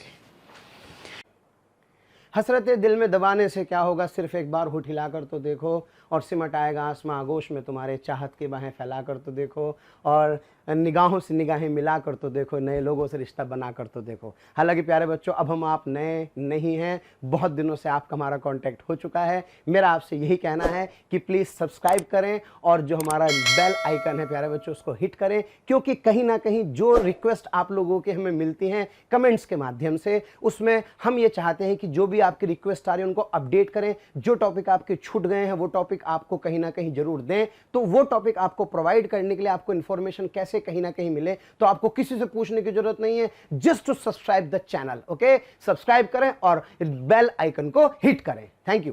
और बेटे दोनों के सेंटर को ज्वाइन करने वाली लाइन को अगर मैं किससे रिप्रेजेंट करता हूं, L वेक्टर से रिप्रेजेंट करूं, तो प्यारे बच्चों ध्यान दीजिए, ये वेक्टर क्या है सर, ये R2 है, ये वेक्टर क्या है सर, ये R1 वेक्टर है, क्लियर है बेटे। जो R2 वेक्टर है ये तो R2 वेक्टर की डायरेक्शन तो इधर है ना, ये डायरेक्शन तो एक्चुअल में E2 की है, इलेक्ट्रिक फील्ड की है, क्लियर हो गई मेरी बात। थोड़ा सा ध्यान दें, है ना, माफ़ी चाहूँगा अगर मैंने कुछ गलत बोल दिया हो तो। अब बेटे सिंपल वेक्टर्स लॉ की तरफ चलना है अपने को। ये ट्रायंगल मुझे दिखाई दे रहा है, हाँ जी बेटे, ये वेक्टर R1 और ये वाला वेक्टर R2 और इस वेक्टर को मैं कोई L वेक्टर कहूँ, क्लियर है। ये L वेक्टर एक्चुअल में C1 C2 के बीच की डिस्टेंस है। तो यहाँ से जो C1 C2 होगा, ध्यान देना भाई, ये साफ साफ समझ में आ रहा है सर कि this plus this is equals to this, यानी कि sir that L vector plus R2 vector is equals to R1 vector, so this vector is R1 vector minus R2 vector, clear है। अब भाई काम अपना होने वाला है प्यारे बच्चों, अपन रिजल्ट की तरफ पहुंचने वाले हैं फाइनली।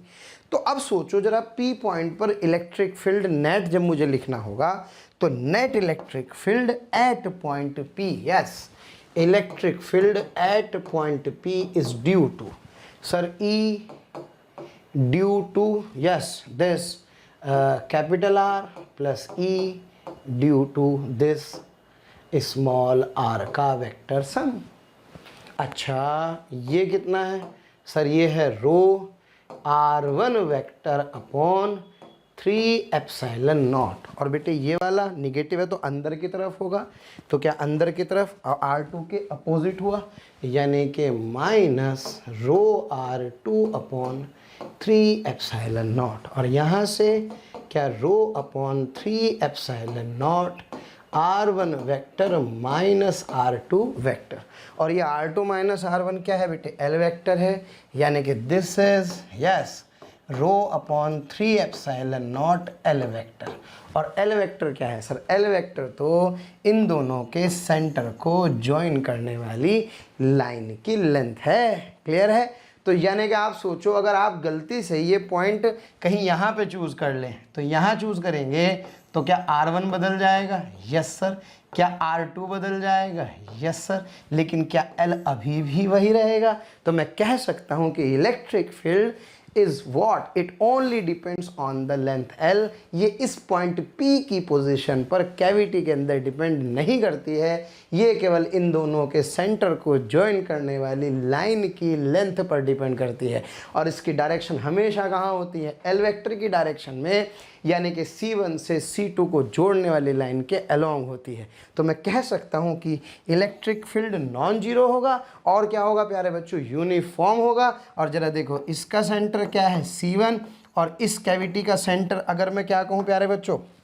हाँ जी, ये देखो जनरलाइज कर रहा हूँ भाई, यहाँ पर क्या कहूँ, ये इसका सेंटर क्या होगा? अगर इसका सेंटर C2 है और आपसे कहाँ पूछ रहा है? आपसे पूछ रहा है इस पॉइंट P पर बताओ। तो कुछ नहीं करना, पॉइंट P पर होगा, इधर ही होगा। Q पर पूछे तो भी इधर ही होगा, R पर पूछे तो भी इधर ही होगा। क्या मेरी बात क्लियर है? अब भाई इसके ऊपर कुछ सवाल कर सकते हैं। आशा करता हूँ ये वेक्टर्स का छोटा सा कंसेप्ट आपको समझ में आया होगा। और बेटे बहुत इंपॉर्टेंट सवाल है, इस पॉइंट की लोकेशन कैविटी के अंदर कहीं भी हो, इलेक्ट्रिक फील्ड हमेशा इन दोनों के सेंटर के जो लाइन जॉइनिंग है प्यारे बच्चों उसके अलोंग होता है। और प्यारे बच्चों एक और इम्पॉर्टेंट बात, नॉन जीरो होता है और यूनिफॉर्म होता है। क्लियर है? आइए इसके ऊपर करते हैं एक बहुत बढ़िया सा सवाल। अब प्यारे बच्चों देखो, वही कंसेप्ट बार बार घूम करके आते हैं। Two non conducting sphere of radius R1 and R2, okay, carrying uniform volume charge density is plus rho and minus rho respectively, are place such that they practically overlap as shown in the figure at all the points in the overlapping region। आपसे पूछ रहा है ये जो overlapping region है, इस overlapping region के किसी भी पॉइंट पर the electrostatic field is 0, the electrostatic potential is constant, the electrostatic field is constant in magnitude and the electrostatic field has the same direction।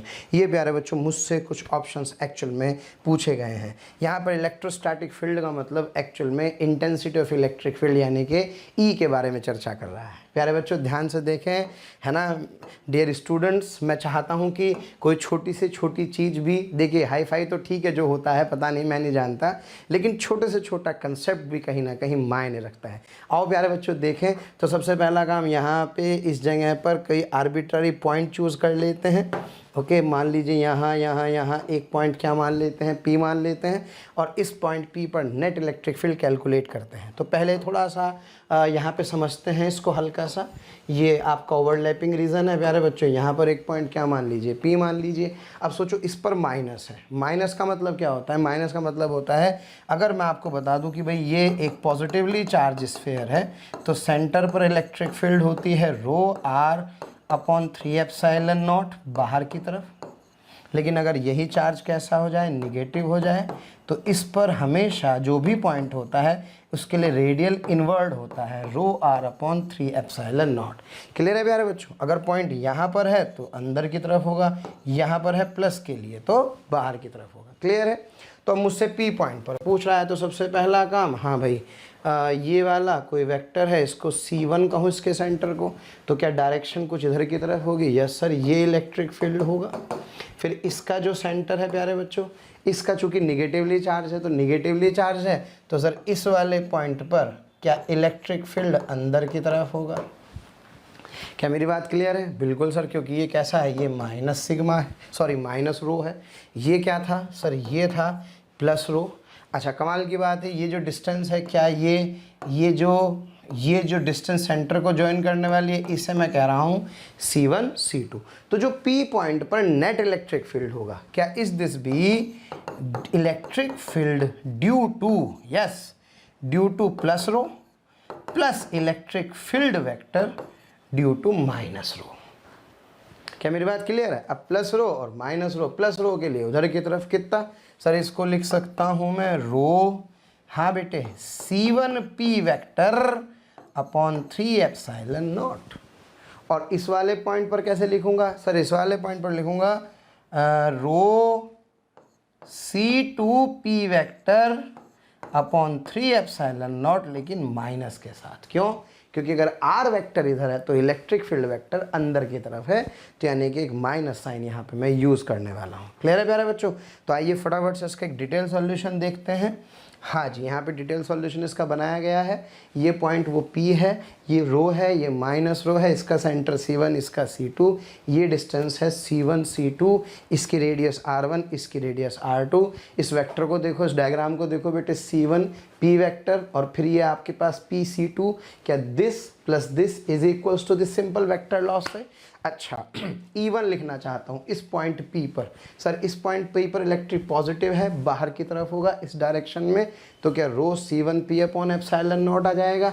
इस वाले पॉइंट P पर negative है तो अंदर की तरफ होगा, minus rho C2 P upon epsilon not हो जाएगा। क्या बेटे मेरी बात क्लियर है? अच्छा नेट दोनों को मैंने जोड़ा तो C1 P minus C2 P आ गया।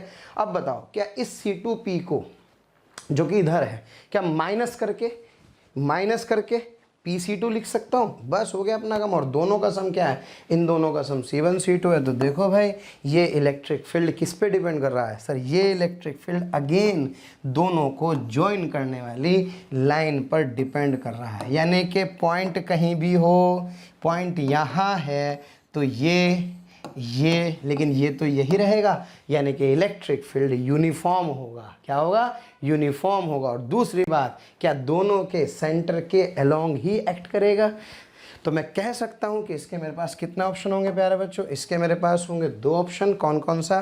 The electrostatic field is constant in magnitude, yes, क्योंकि ऑलवेज C1 C2 आ रहा है, and the electrostatic field has the same direction, yes. तो इसके 2 ऑप्शन मेरे पास आएंगे प्यारे बच्चों।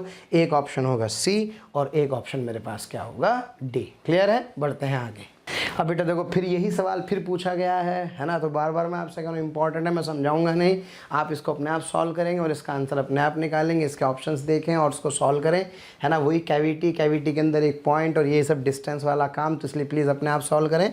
इसका मैं आंसर और सॉल्यूशन आपको दे रहा हूँ, उसका आंसर D है। और ये प्यारे बच्चों उसका वही सॉल्यूशन है कि ये जो इलेक्ट्रिक फील्ड होता है ये केवल और केवल किसके अलॉन्ग होता है? सेंटर के अलॉन्ग होता है और अपना काम चल जाता है। अच्छा इसमें क्वेश्चन मुझे छोटा सा ध्यान आ रहा है, हल्का सा एक्सपेरिमेंट आप चाहें तो उस क्वेश्चन में कर सकते हैं। मैं आपको बता दूं प्यारे बच्चों, अगर मान लो आपसे मैं कहूं कि भाई ये एक स्फीयर है और इस स्फीयर के अंदर प्यारे बच्चों यहाँ पे कहीं एक कैविटी है और ये कैविटी में मान लीजिए यहाँ पर एक इलेक्ट्रॉन है।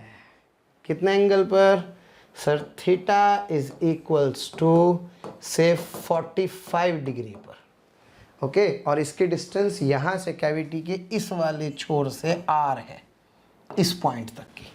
तो आपसे पूछ रहा है बताओ भाई इस पॉइंट A से लेकर के सामने B तक जाने में कितना टाइम लगेगा, ये सवाल है। और इस पे आपको डेंसिटी रो गिवन है, इसका सेंटर कितना है C, और भाई ये है एक कैविटी। अब थोड़ी सी सोचो, हल्की सी फिजिक्स लगानी है और कुछ नहीं करना, सिंपल सा काइनेमैटिक्स का कंसेप्ट है। अच्छा प्यारे बच्चों, और ये जो डिस्टेंस है ये वाली यहाँ से यहाँ तक, ये डिस्टेंस आपको A गिवन है, ओके। तो अब सोचो यहाँ से इस वाले एंड से इस वाले एंड तक जाने में आपको टाइम निकालना है। पहली बात तो बताओ इलेक्ट्रॉन है, यस सर। क्या ये कैविटी के कारण इलेक्ट्रिक फील्ड सब बच्चे जानते हैं हमेशा इसी डायरेक्शन में होता है, यूनिफॉर्म होता है। और कितना होता है सर? ये होता है E बराबर, हाँ बेटे, रो A upon 3 epsilon not. Clear है? अब बताओ इलेक्ट्रॉन पे फोर्स अपोजिट डायरेक्शन में लगेगा, बिल्कुल sir, that F is equals to E, यानी कि E rho A upon 3 epsilon not. Force को लिख सकता हूँ क्या? Mass into acceleration, yes sir. तो क्या मेरे पास एक्सेलरेशन A आ जाएगा, इस A को कैपिटल A लिख लूँ क्योंकि यहाँ एक्सेलरेशन A मैं अलग टर्म यूज़ कर चुका हूँ। तो यहाँ से मेरे पास एक्सेलरेशन आ जाएगा भाई कितना? E rho A upon 3m epsilon not. बस हो गया काम। जरा यहाँ से यहाँ तक के डिस्टेंस बताओ। सर ये डिस्टेंस R है ना, तो ये सॉल्व करोगे मेरे ख्याल से R√2 आनी चाहिए। कितने आनी चाहिए? R√2, क्योंकि ये R/√2, ये R/√2, तो ये टोटल कितनी होगी? R√2। बस खत्म। तो क्या L इज यानी कि distance S is equals to half of AT का स्क्वायर लगा देंगे। तो क्या जो T होगा that T is equals to, yes, 2S। S कितना है सर? R√2, हाँ बेटे, और अपॉन A, और A कितना है सर? A है ई ये एक्सेलरेशन वाला ई रो ए 3m एप्सिलॉन नॉट और ये हट गया क्या बेटे, इसका अंडर रूट आ गया, तो इतना मेरे पास क्या आ जाएगा, टाइम आ जाएगा। क्लियर है। तो अब आप देखो उसी एक छोटे से कंसेप्ट को हम कितना एलेबोरेट कर सकते हैं, कितना बेहतर तरीके से समझ सकते हैं। ठीक है प्यारे बच्चों, आइए बढ़ते हैं आगे। हाँ बेटा, क्वेश्चन आपके सामने, light beam is travelling from region 1 to region इतने, द रिफ्रैक्टिव इंडेक्स इन इतने इतने इतने इतने इतने n not by 2 n not by 6 और प्यारे बच्चों कितना है एन नॉट बाई 8 और आपसे कह रहा है the angle of the incidence theta for which the beam just misses the entering region 4 in the figure. Okay, यानी कि यहाँ कोई क्या कर जाए, मिस कर जाए। पहली खास बात देखिए, मीडियम ये एन नॉट है, ये डेंसर है, ये रेयर है, ये डेंसर है, ये रेयर है, ये डेंसर है, ये रेयर है। और जब कोई रे डेंसर से रेयर जाती है तो TIR होता है। तो आप समझ जाइए, अगर इसको रीज़न 4 को मिस करना होगा तो रीज़न 4 पर रे एक्चुअल में प्यारे बच्चों ऐसे चली जाएगी, यानी कि यहाँ से कितने भी एंगल पर आए, लेकिन यहाँ पर ये एंगल कितने डिग्री बनाएगी, 90 डिग्री बनाएगी। तो ये प्यारे बच्चों इसका मतलब ये वाला जो एंगल होगा, क्या ये इसका क्रिटिकल एंगल होना चाहिए। बात ख़त्म होगी, क्योंकि अगर यहाँ क्रिटिकल है तभी तो रे ऐसे चली जाएगी, बस हो गया काम। और आप जानते हैं यहाँ से यहाँ तक के लिए डायरेक्ट यूज़ कर सकते हैं। तो भैया सवाल हो गया simple, n not into region 1 का रिफ्रैक्टिव इंडेक्स एन नॉट है। हाँ प्यारे बच्चों, n not into sine theta, advance का सवाल है भाई, n not into sine theta is equal to, हाँ बेटे क्रिटिकल एंगल वहाँ पे कितना बना रहा है, 90 बना रहा है। That is what, that is n not by 8 into yes sine 90। Sine 90 कितना होता है 1, तो यहाँ से छम्मा छम्मा हो गए।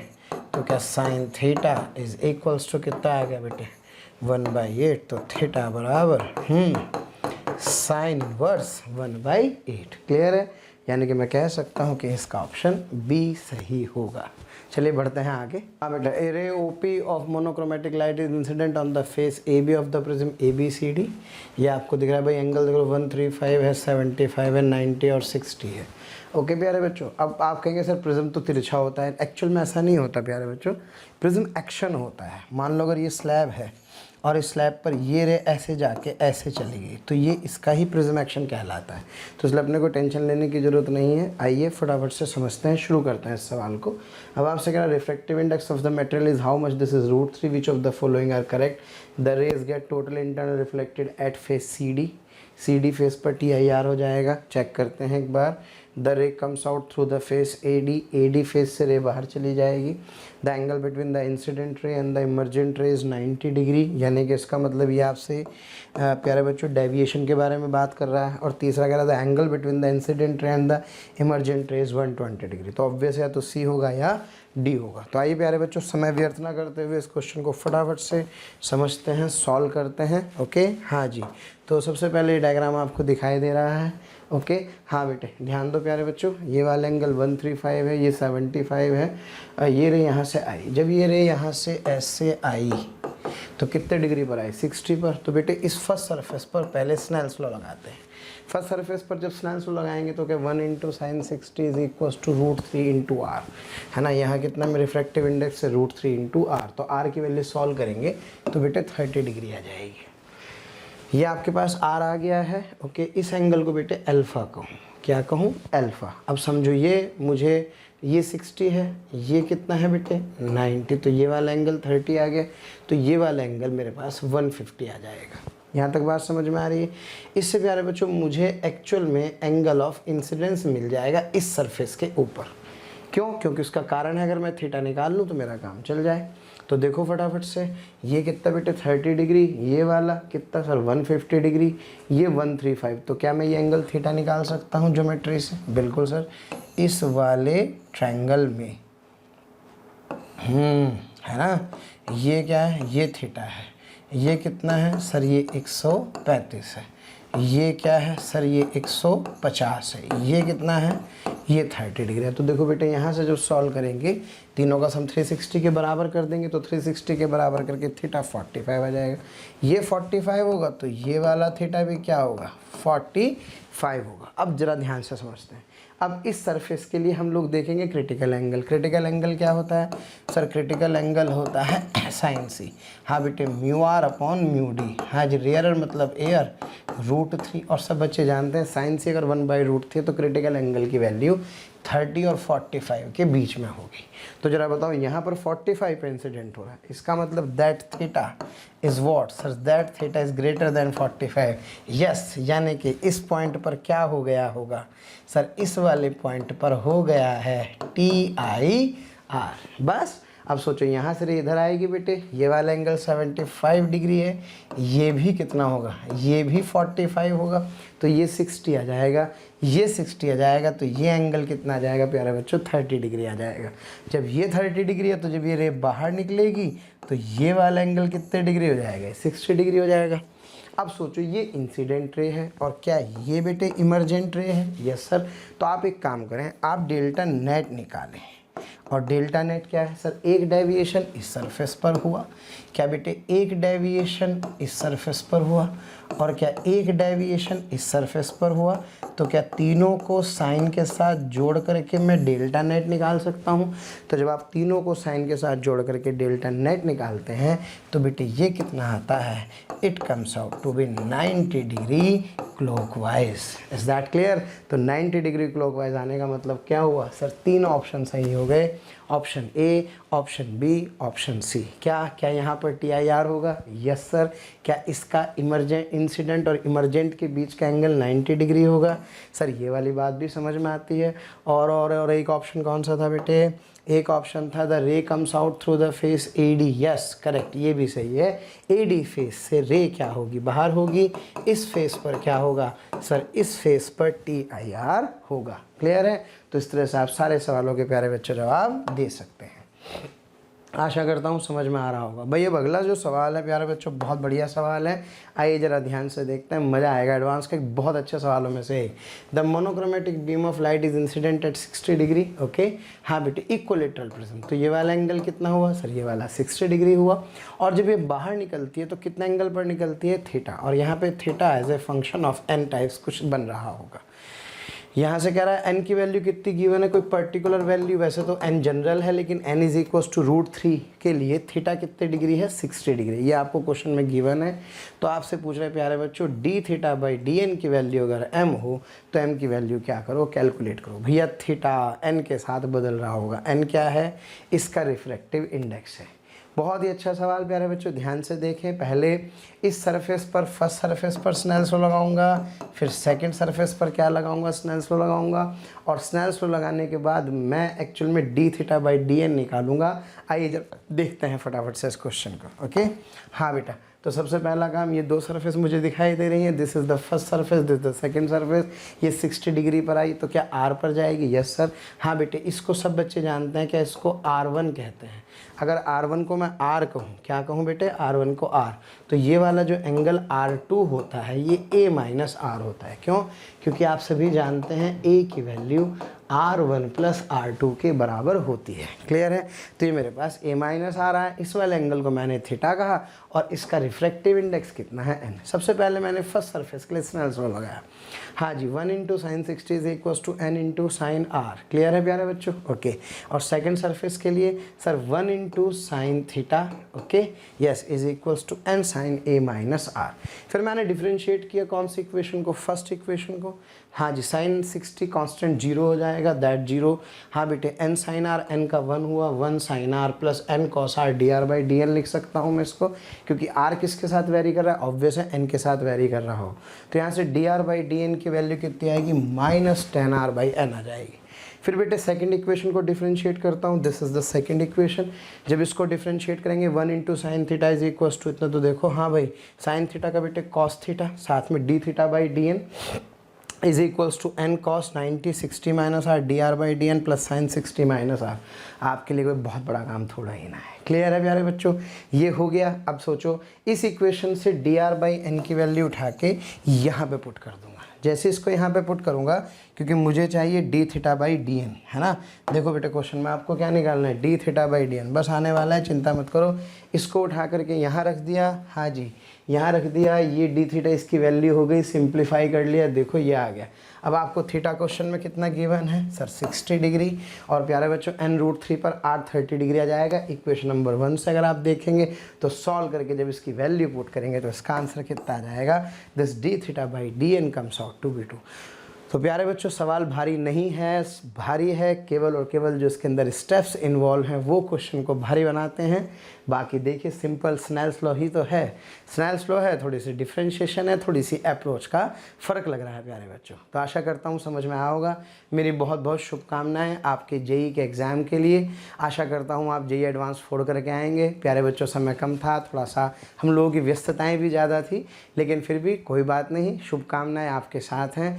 याद रखिए no defeat is final until you stop trying. प्यारे बच्चों पूरा प्रयास कीजिए, पूरी मेहनत कीजिए, और जब तक सफल ना हो तब तक केवल प्रयास कीजिए। हाँ बेटे क्वेश्चन आप देख रहे हैं फटाफट से। An insect of negligible mass is sitting on the block of mass m, okay, tied with the spring of force constant k.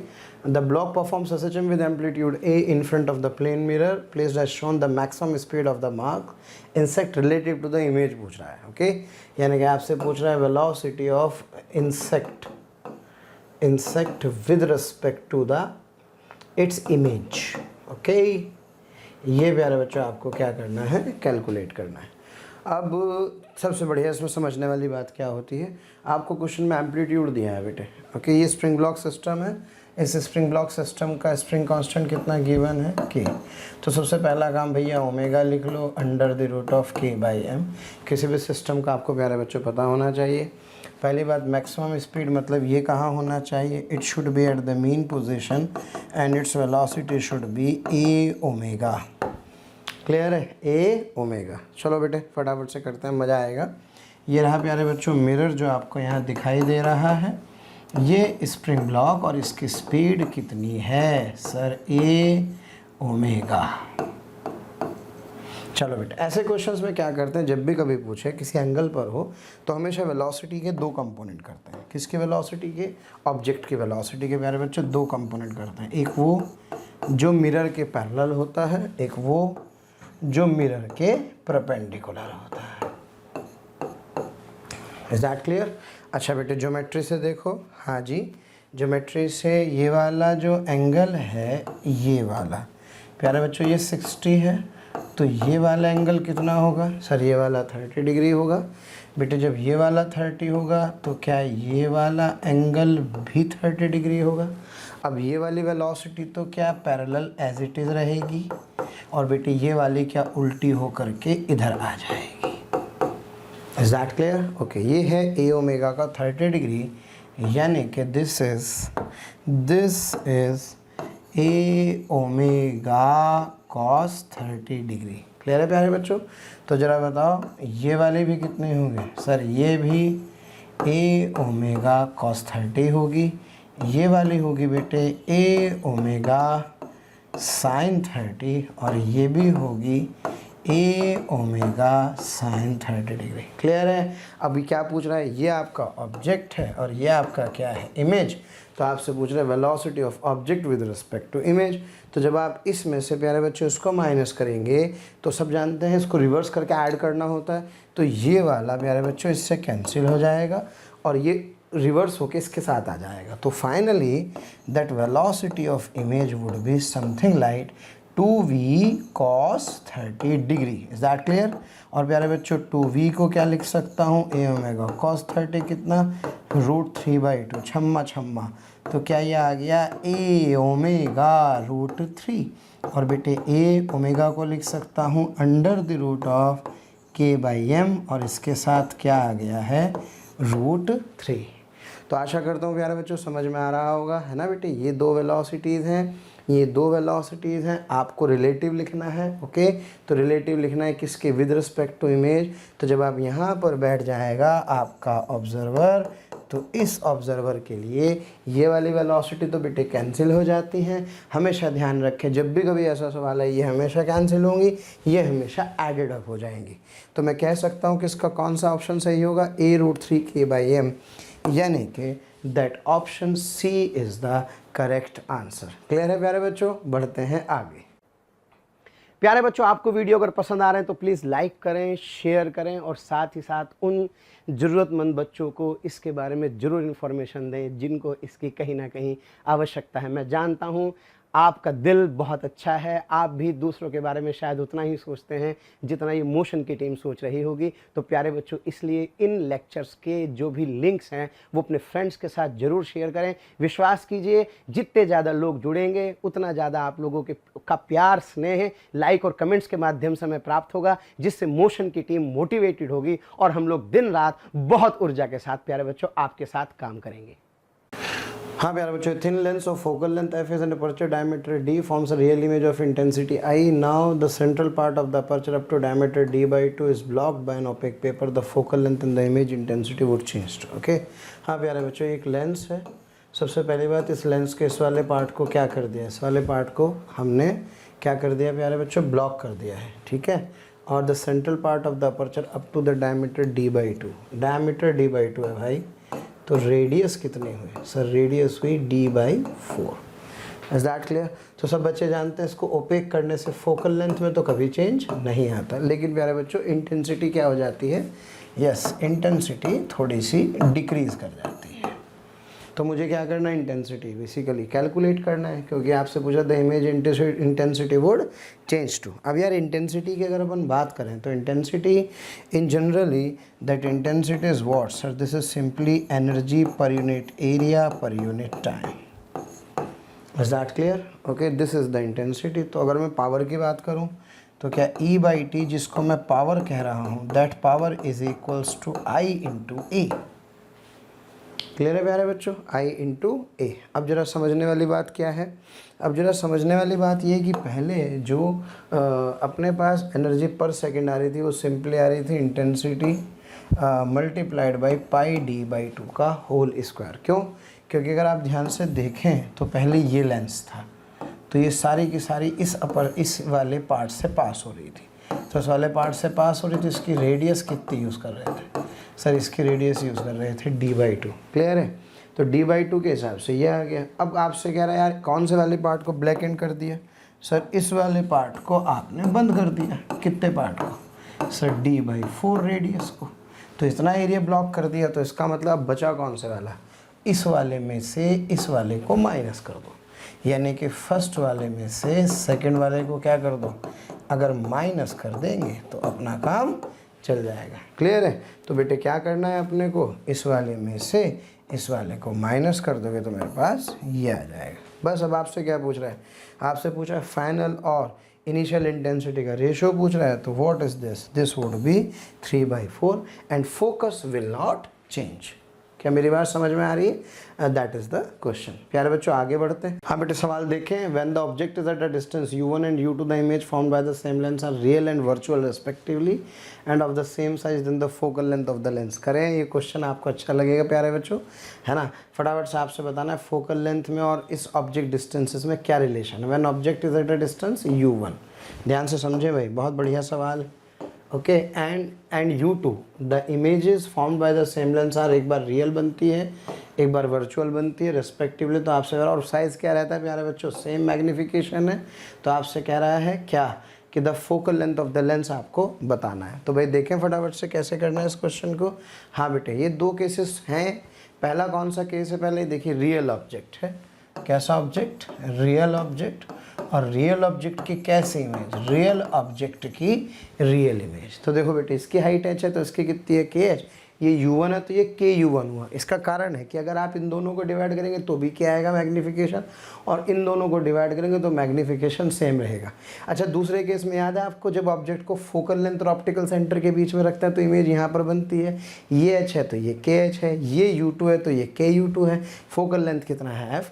पहले इक्वेशन ये रही बेटे, u बराबर -u1, v बराबर ku1, और f को यहाँ पे प्लस f यूज़ करेंगे तो यहाँ से मेरे पास एक इक्वेशन ये आ जाएगी।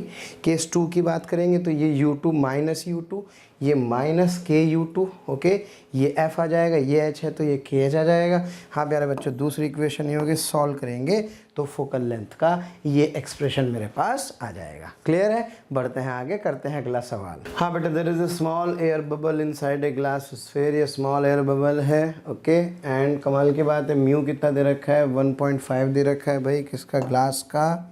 ओके, ये ग्लास का प्यारे बच्चों जो म्यू है, that mu of glass is 1.5।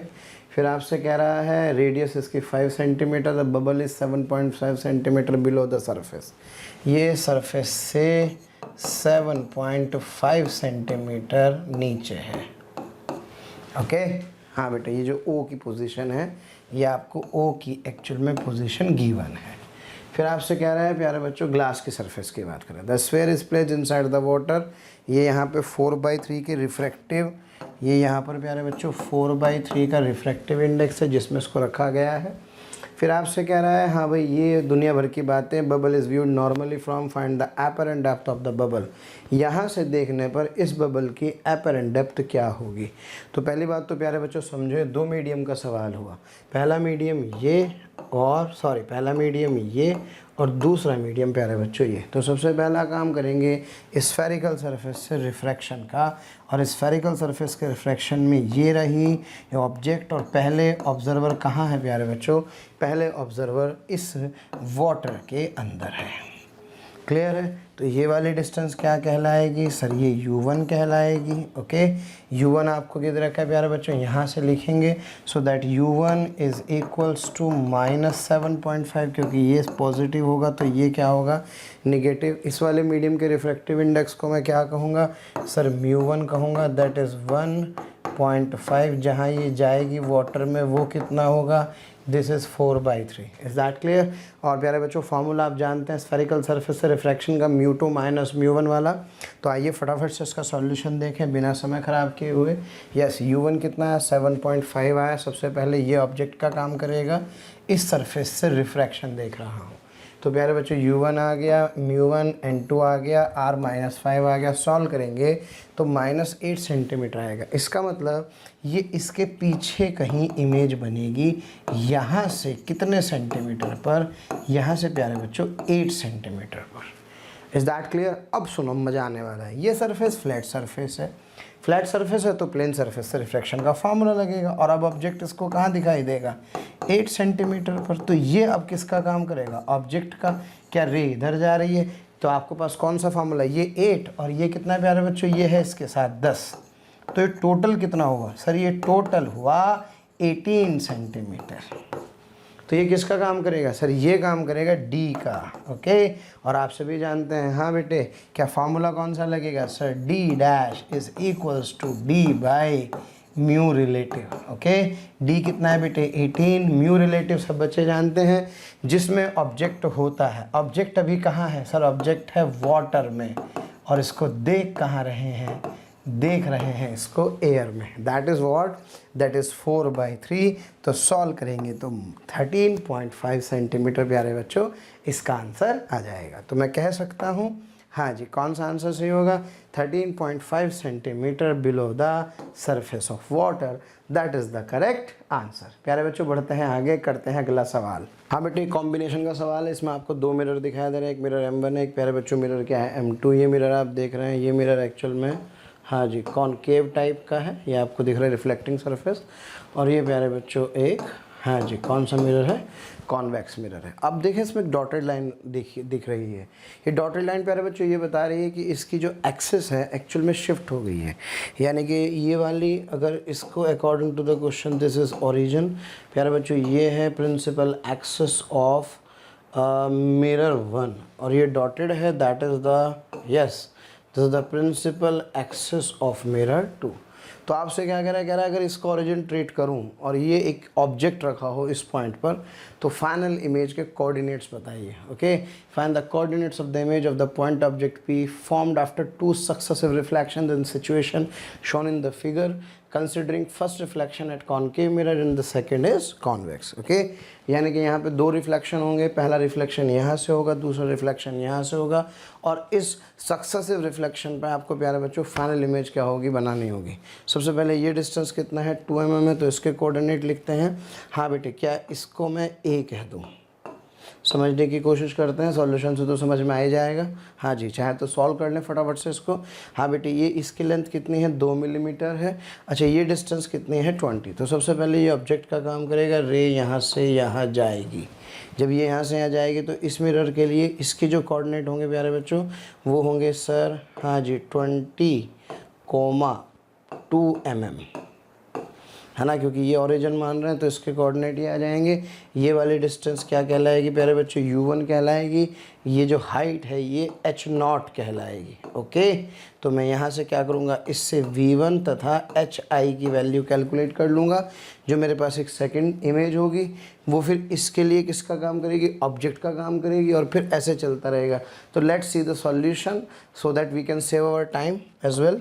हाँ प्यारे बच्चों, ध्यान से देखो, ये रहा आपका पहला मिरर m1, ये रहा दूसरा मिरर आपके पास m2। इस मिरर m1 में ये ऑब्जेक्ट है, इसके कोऑर्डिनेट है 20 सेंटीमीटर, 2, और ये ऑब्जेक्ट का काम कर रहा है ओके AP। तो ये ऑब्जेक्ट डिस्टेंस हो गई 20, यानी कि मैं लिख सकता हूँ पहले सिचुएशन में, yes, that u1 is equals to -20। हाँ बेटे, इसकी focal length f1, that f1 is equals to again, yes, -15। Clear है प्यारे बच्चों। तो मुझे यहाँ पे u पता है, f1 पता है, तो क्या मैं सॉल्व करके v1 निकाल सकता हूँ। मिरर फॉर्मूले से -60 सेंटीमीटर आएगा, यानी कि सर यहाँ से कितने पर, 60 सेंटीमीटर। बेटे ये 50 है तो ये 60, यानी कि यहाँ कहीं इमेज बन रही होगी। ओके, क्या मेरी बात क्लियर है? चलो जी, तो बेटे ये रहा सबसे पहला काम, ये ऑब्जेक्ट और ये इसकी इमेज। अब हाइट की बात करते हैं, यानी कि मैग्नीफिकेशन की बात करते हैं। That magnification is what, that m1 is -v1/u1। तो बेटे -v1, हाँ जी, -v1 कितना है सर, ये वाली डायरेक्शन अगर ऑब्वियस है, पॉजिटिव है, तो ये वाली डायरेक्शन निगेटिव होगी। तो बेटे एक बात सुने ध्यान से, v1 की वैल्यू भी क्या है sir, it is -60 and it is -20। Okay, तो जब सॉल्व करेंगे तो -3 आ जाएगा। इसका मतलब मैग्नीफिकेशन इज़ 3 टाइम्स, और 3 टाइम्स में भी इन्वर्टेड आ रहा है -3। तो ज़रा सोचो, अगर ये आपका 2 मिलीमीटर इसकी हाइट थी, तो क्या 2 3 जा 6, यानी कि इसकी जो हाइट होगी किसकी, इसकी AP की हाइट प्यारे बच्चों, ये यहाँ से ये देखो इसकी एक्सिस, क्योंकि अभी अपन सारा गणित इस एक्सिस पर देख रहे हैं पहले मिरर के लिए, है ना, क्योंकि ये इसकी मेन प्रिंसिपल एक्सिस है, तो ये 6 mm आ जाएगा। Is that clear? अब ये किसका काम करेगा, now this will work an object for this. तो ज़रा सोचो, सबसे पहले टोटल 60 है बेटे, ये 50 था, तो ये कितना बचा सर, ये बचा 10 centimetre. Okay, now this will work like an object. This is the object distance, it is it's focal length. इस बार पॉजिटिव लेंगे तो क्या यहाँ से v2 -20 आ जाएगा। -20 का मतलब सर ये हुआ कि ये अगर ओरिजिन है, ये इसका, सॉरी, ये इसका अगर जो अपन पोल बोलें तो इसके पोल के हिसाब से ये इसके इधर, ओके, क्योंकि इस बार ये रे इधर, ऑब्जेक्ट इधर है ना, एक रियल ऑब्जेक्ट है जिसकी एक इमेज इधर बन रही है। तो ये वाली जो डिस्टेंस है, कौन से वाली, this one, this distance is actually 20 centimetre. क्या बेटे मेरी बात क्लियर है? सॉल्व करके -20 सेंटीमीटर आ जाएगा। ये फाइनल इमेज है, कौन सी? अच्छा, अब कमाल की बात देखो, अब ये ऑब्जेक्ट की लेंथ अब यहाँ से देखनी होगी अपने को, यहाँ से। क्यों? क्योंकि 6 तो ये और 2 mm ये था, तो 8 mm हुआ एक्चुअल में ऑब्जेक्ट लेंथ। कौन से मिरर के लिए? इस मिरर M2 के लिए। ध्यान देना है। तो पहले फिर क्या करेंगे, यहाँ से फिर इसकी मैग्नीफिकेशन लिखेंगे, तो ये 2 आ रही है। अब ये जो 2 है ना, ये 2 एक्चुअल में 6 का दुगना नहीं है, 6 का डबल नहीं है, बल्कि 8 का डबल है। तो प्यारे बच्चों 8 2 जा क्या हुआ, 16 mm हुआ, यानी कि यहाँ से यहाँ तक, yes, this is 16 mm length. अब मुझे फाइनली इसके कोऑर्डिनेट लिखने हैं। ऑब्वियसली ये ओरिजिन है, तो 2 माइनस करेंगे तो ये कितना आएगा सर, 2 माइनस करेंगे तो ये 14 आ जाएगा। तो -14 तो प्यारे बच्चों ये 20, ये पूरा कितना था, 50 था, ये 20 तो क्या 30 हो गया। तो the final coordinate is 30 centimetre -14 millimetre. बस इसमें इतना ही ध्यान रखना है बेटे, 2 अलग अलग प्रिंसिपल एक्सिस हैं। इसकी प्रिंसिपल एक्सिस ये वाली है और इसकी प्रिंसिपल एक्सिस ये वाली है। बाकी कोई ख़ास बात नहीं है, 2 बार साइन कन्वेंशन लगना है, वो आपको बहुत अच्छे से आता ही है, बस थोड़ा सा ध्यान रखना है, तो प्रिंसिपल एक्सेस का ध्यान रखना है। ओके बेटे, बढ़ते हैं, करते हैं अगला सवाल। इस तरह का सवाल एक बार जी एडवांस में पूछा गया है, आइए जरा इस पर जरा हाथ साफ कर लिया जाए। वेरिएबल रिफ्रैक्टिव इंडेक्स का क्वेश्चन है।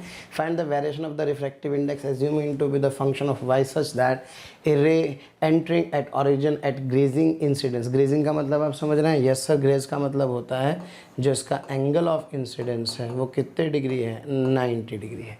इसके साथ चिपकती हुई रे आ रही है।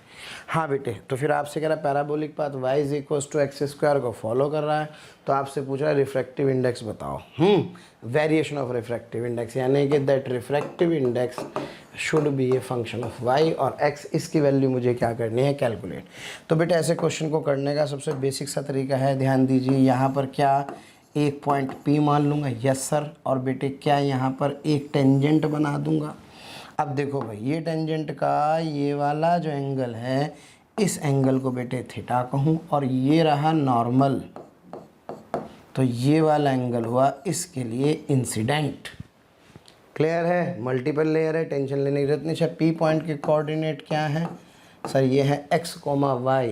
अच्छा, अब सबसे पहला काम तो स्नेल्स लॉ लगाते हैं। हाँ जी बेटे, स्नेल्स लॉ क्या कहता है? स्नेल्स लॉ कहता है sir 1 into sine 90 is equals to, हाँ बेटे, क्या यहाँ कहूँ mu y into i.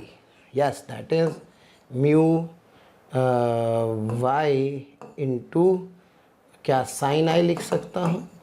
Yes sir, तो क्या बेटे mu y sine i is equals to 1, तो क्या sine i is equals to 1 upon mu as a function of y। ये बात बताओ समझ में आ रही है क्या? क्लियर है? अच्छा, अब एक बात बताओ, ज्योमेट्री से इस वाले ट्रायंगल में ये वाला एंगल थीटा है, ये वाला आई है, ये कितना है? क्या ये 90 है? यस सर, लिख सकता हूँ। एक और बात, क्या बेटे this tan theta is dy by D x. Yes, this tan theta is dy by dx and this dy by dx is what? That y is equals to x square. So क्या है? मैं इसको लिख सकता हूँ प्यारे बच्चों 2x is equals to tan theta। और एक और छोटी सी बात, क्या I plus theta is equals to 90 degree? Yes sir, तो क्या that I is can be written as 90 minus theta। Okay हाँ बेटे, दोनों तरफ का क्या इसको थोड़ा सा हल्का सा ऐसे लिखते हैं। कैसे? यहाँ से लिखते हैं प्यारे बच्चों इसको कुछ इस तरह से कि that theta is equals to 90 minus I. दोनों तरफ का tan ले लो, तो क्या tan theta is equals to cot I. और tan थीटा क्या होता है? tan थीटा होता है dy बाई dx, जो कि 2x के बराबर है। तो क्या this 2x is equals to yes cot I. और कॉट आई किसी ट्रायंगल के हिसाब से अगर ये आई है तो क्या ये 2x है, ये 1 है, तो क्या ये अंडर रूट ऑफ 2x का स्क्वायर प्लस 1 हो जाएगा। चलो जी बराबर, बस बेटा आंसर आने वाला है। हाँ जी, बस हो गया काम। साइन आई को क्या लिख सकता हूँ सर? साइन आई को लिख सकता हूँ 1 अपॉन अंडर रूट क्या 2x का square plus 1 is equals to 1 upon mu आ जाएगा। हाँ जी, और प्यारे बच्चों ये म्यू ही तो अपने को चाहिए, तो क्या mu is equals to under the root of 4x square plus 1। Okay, this is the answer. और अगर प्यारे बच्चों उसको y की टर्म में लिखना है तो मैं जानता हूँ y is equals to x square है, तो जब y is equals to x square है तो इसको under the root of 4y plus 1 भी लिख सकता हूँ। क्लियर है? आशा करता हूँ सब बच्चों को समझ में आ गया होगा। बेटे ये एक्चुअल में मैंने एक छोटा सा कंसेप्ट समझाया है, असली फिल्म तो बाकी है मेरे दोस्त। इसके ऊपर प्यारे बच्चे क्वेश्चन देखते हैं हम लोग, ये वाला सवाल जो कि जेई में पूछा गया है। ओके, क्या क्वेश्चन है ध्यान से समझते हैं। हाँ बेटे, ये एयर है, यहाँ से एक रे एंटर कर रही है, ये ऑरिजिन है 0,0, यहाँ पर एक मीडियम है। ओके, क्लियर है, जो कि वेरिएबल रिफ्रैक्टिव इंडेक्स रखता है। और रे जाके ऐसे जा रही है, वॉट एवर जो भी कुछ है। आई कह रहा है 90 डिग्री पर, यानी कि रे ग्रेज करती हुई आ रही है। कैसे आ रही है प्यारे बच्चों? Yes, that i is equals to 90 degree, ray graze करती हुई आ रही है। आपको रिफ्रैक्टिव इंडेक्स, इस बार उल्टा सवाल है, पहले आपने याद करो रिफ्रैक्टिव इंडेक्स की इक्वेशन निकाली थी, इस बार रिफ्रैक्टिव इंडेक्स की इक्वेशन आपको क्या है, गिवन है, और आपसे इक्वेशन ऑफ ट्रेजेक्ट्री पूछ रहा है। पिछले वाले क्वेश्चन में इक्वेशन ऑफ ट्रेजेक्ट्री गिवन थे और रिफ्रैक्टिव इंडेक्स पूछ रहा था, तो यानी कि और के कितना गिवन है 1, तो आपसे पूछ रहा है इक्वेशन ऑफ ट्रेजेक्ट्री निकालो इस मीडियम के लिए। क्लियर है? तो क्या इस पॉइंट के लिए माइनस पॉइंट के कोऑर्डिनेट x, y मान लीजिए, मीडियम है ये गई। प्यारे बच्चों फिर वही काम करना है, क्या सर समझ गए? क्या इस पॉइंट पर एक टेंजेंट बन जाएगी? Yes sir. ये एंगल कितना है बेटे? थीटा। क्या इस वाले एंगल को क्या कहेंगे? क्या इस वाले एंगल को बेटे आई कह देंगे। एक बार यहाँ से यहाँ तक के लिए सीधे सीधे स्नेल्स लॉ लगाऊंगा, फिर क्या करूँगा सर? स्नेल्स लॉ लगाने के बाद सर थीटा और आई में रिलेशन लिखूंगा, फिर एक छोटा सा ट्रायंगल बनाऊंगा। So let's see the solution, don't waste the time. Okay yes. तो प्यारे बच्चों ये 90 पर आई, ये थीटा हुआ, ये आई हुआ, ये मैंने एक लेयर मान ली। हाँ जी, और इस पॉइंट के कोऑर्डिनेट क्या हैं प्यारे बच्चों? सर इस पॉइंट के कोऑर्डिनेट हैं से x, y। सबसे पहला काम i plus theta is equals to 90 degree. क्या मेरी बात समझ में आ रही है? Yes sir, exactly. तो क्या बेटे यहाँ से थीटा की वैल्यू 90 माइनस आई आ गई, दोनों इधर tan थीटा लिख लिया, tan theta tan 90 minus I दोनों तरफ आ गया, तो क्या cot i के बराबर आ गया। tan थीटा क्या होता है? tan थीटा किसी के ऊपर dy बाई dx होता है, कि dy बाई dx किसके बराबर आ गया? cot i के बराबर आ गया। आशा करता हूँ समझ में आ रहा होगा। क्लियर है? अब सोचो ये cot i है, cot i है तो भैया ट्रायंगल बनाओ। कौन सा ट्रायंगल बनेगा? ये वाला। इस वाले ट्रायंगल में प्यारे बच्चों ये cot i क्या है? dy बाई dx है, तो इसका मतलब ये dy बाई dx ये 1, तो ये वाली साइड आ गई, ये वाली साइड आ गई, ये मेरे पास आई है। बस तो आप जानते हैं under root 1 plus m square का फार्मूला भी होता है। ठीक है, तो प्यारे बच्चों अब चलते हैं स्नेल्स लॉ। क्या 1 इंटू साइन 90? हाँ जी sir, 1 into sine 90 is equals to क्या बेटे? ny इंटू साइन आई लिख रहा हूँ। आशा करता हूँ समझ में बिल्कुल आ रहा होगा। क्या बेटे ny मुझे क्वेश्चन में गिवन है, यस, यहाँ वैल्यू पुट कर दी, तो यहाँ से अच्छा साइन आई की वैल्यू क्या बेटे इस वाले ट्रायंगल से लिख सकता हूँ क्या? दिस अपॉन दिस हो जाएगी। यस सर, यहाँ से साइन वाई आ गया, इसको इधर लिख दिया, बस सवाल ख़त्म होने वाला है। हाँ जी, इसको और थोड़ा सा सिंप्लीफाई कर लेंगे प्यारे बच्चों, तो ये इसके बराबर आ जाएगा, 1 से 1 छम्मा छम्मा हो जाएगा। ओके, इसको dy बाई dx का रूट लिख लेंगे, ये बाकी तो तुम एक्सपर्ट हो। y और x की इक्वेशन आ जाएगी, दोनों तरफ इंटीग्रेट कर देंगे, और इंटीग्रेशन में आपको k की वैल्यू 1 गिवन है, तो सॉल्व करेंगे तो आंसर क्या आ जाएगा प्यारे बच्चों? y बराबर x की पावर 4/256 आ जाएगा। आशा करता हूँ समझ में आ रहा होगा। क्लियर है प्यारे बच्चों? आइए बढ़ते हैं एक और सवाल की ओर। A prism of refractive index n1 and another prism of refractive index n2 are stuck together with a gap। ये कुछ इस तरह से प्यारे बच्चों, दो आपको प्रिज्म गिवन है, the angle of the prism आ रहा है शोन इतने इतने इतने, जेई में पूछा गया। फिर एडवांस का एक सवाल है प्यारे बच्चों। हाँ जी ये n1 है, ये n2 है। तो क्वेश्चन में सबसे पहले क्या कह रहे हैं? Calculate the wavelength lambda naught, okay, for which the ray incident at any angle on the interface BC passes through without bending at that interference face। इसका मतलब वो ये कह रहा है कि BC से सीधी निकल जाए। यार सीधी कब निकलेगी? सीधी तब निकलेगी जब दोनों के रिफ्रैक्टिव इंडेक्स क्या होंगे? बराबर। यानी कि मुझे हिंट दिया है n1 is equals to n2। दूसरा कह रहे हैं प्यारे बच्चों, for light of wavelength lambda note, उसी लैम्डा नोट के लिए जो आप यहाँ पे कैलकुलेट कर रहे हैं, find the angle of incidence I on the face AC। हाँ बेटे, यहाँ पर मान लीजिए अगर कोई रे आई कितने एंगल पर? आई एंगल पर आई, तो आपसे कह रहा है such that the deviation produced by the combination of the prism is minimum, so that deviation is minimum, यानी कि डेल्टा मिनिमम की शर्त लगानी। मतलब मुझे बहुत अच्छा लगता है ये सवाल। आइए प्यारे बच्चों फटाफट से डिस्कस करते हैं। तो पहला पार्ट है n1 n2 के बराबर है। लो गुरुजी, ये n1 है और ये क्या है? n2। तो कुछ नहीं करना, n1 n2 को क्या कर देना है? n1 n2 को बराबर कर देना है। तो जैसे आप n1 n2 को क्या करेंगे प्यारे बच्चों? इक्वेट करेंगे। तो n1 n2 को इक्वेट करने पर, क्योंकि रे विल नॉट डेविएट, आप इन दोनों इक्वेशंस को प्यारे बच्चों सॉल्व करेंगे तो मेरे पास लैम्डा नॉट की वैल्यू कितनी आ जाएगी? 600 नैनोमीटर आ जाएगी। स्मार्ट वर्क है, टाइम बच रहा है, टेंशन मत लेना। हम लोग बहुत सारे क्वेश्चंस कर पा रहे हैं, टाइम सेविंग कर रहे हैं, टेंशन लेने की ज़रूरत नहीं है। अब बेटे सेकंड वाला पार्ट बहुत मज़ेदार है। सेकंड वाले पार्ट में सबसे पहले उस डायग्राम को ध्यान से देखेंगे तो इस कंस्ट्रक्शन से ये वाला प्रिज्म दोबारा पूरा करें।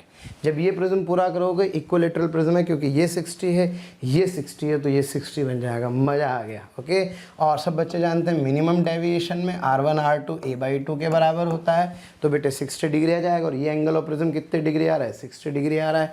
अच्छा, आई की वैल्यू पूछ रहा है, तो क्या आई यानी कि सर इसका मतलब 1 इंटू, पहले इस वाले फेस की बात करूँ, है ना, तो क्या आई इंटू यानी कि sir 1 into sine i, 1 into yes sine i is equal to n1 into sine 30। क्यों? क्योंकि R1 कितना आ गया? 30 डिग्री आ गया अकॉर्डिंग टू द क्वेश्चन। चलो जी साहब, तो साइन आई कितना हो गया? Sine i is equals to n1, आपको बेटे वही वाला जो आपको पहले गिवन है वो वाला n1 रखो, बस उसमें ध्यान रहे जो लैम्डा नॉट निकाला था 600 वो यहाँ पे पुट कर दोगे, सॉल्व कर दोगे तो आई की वैल्यू कितनी आ जाएगी?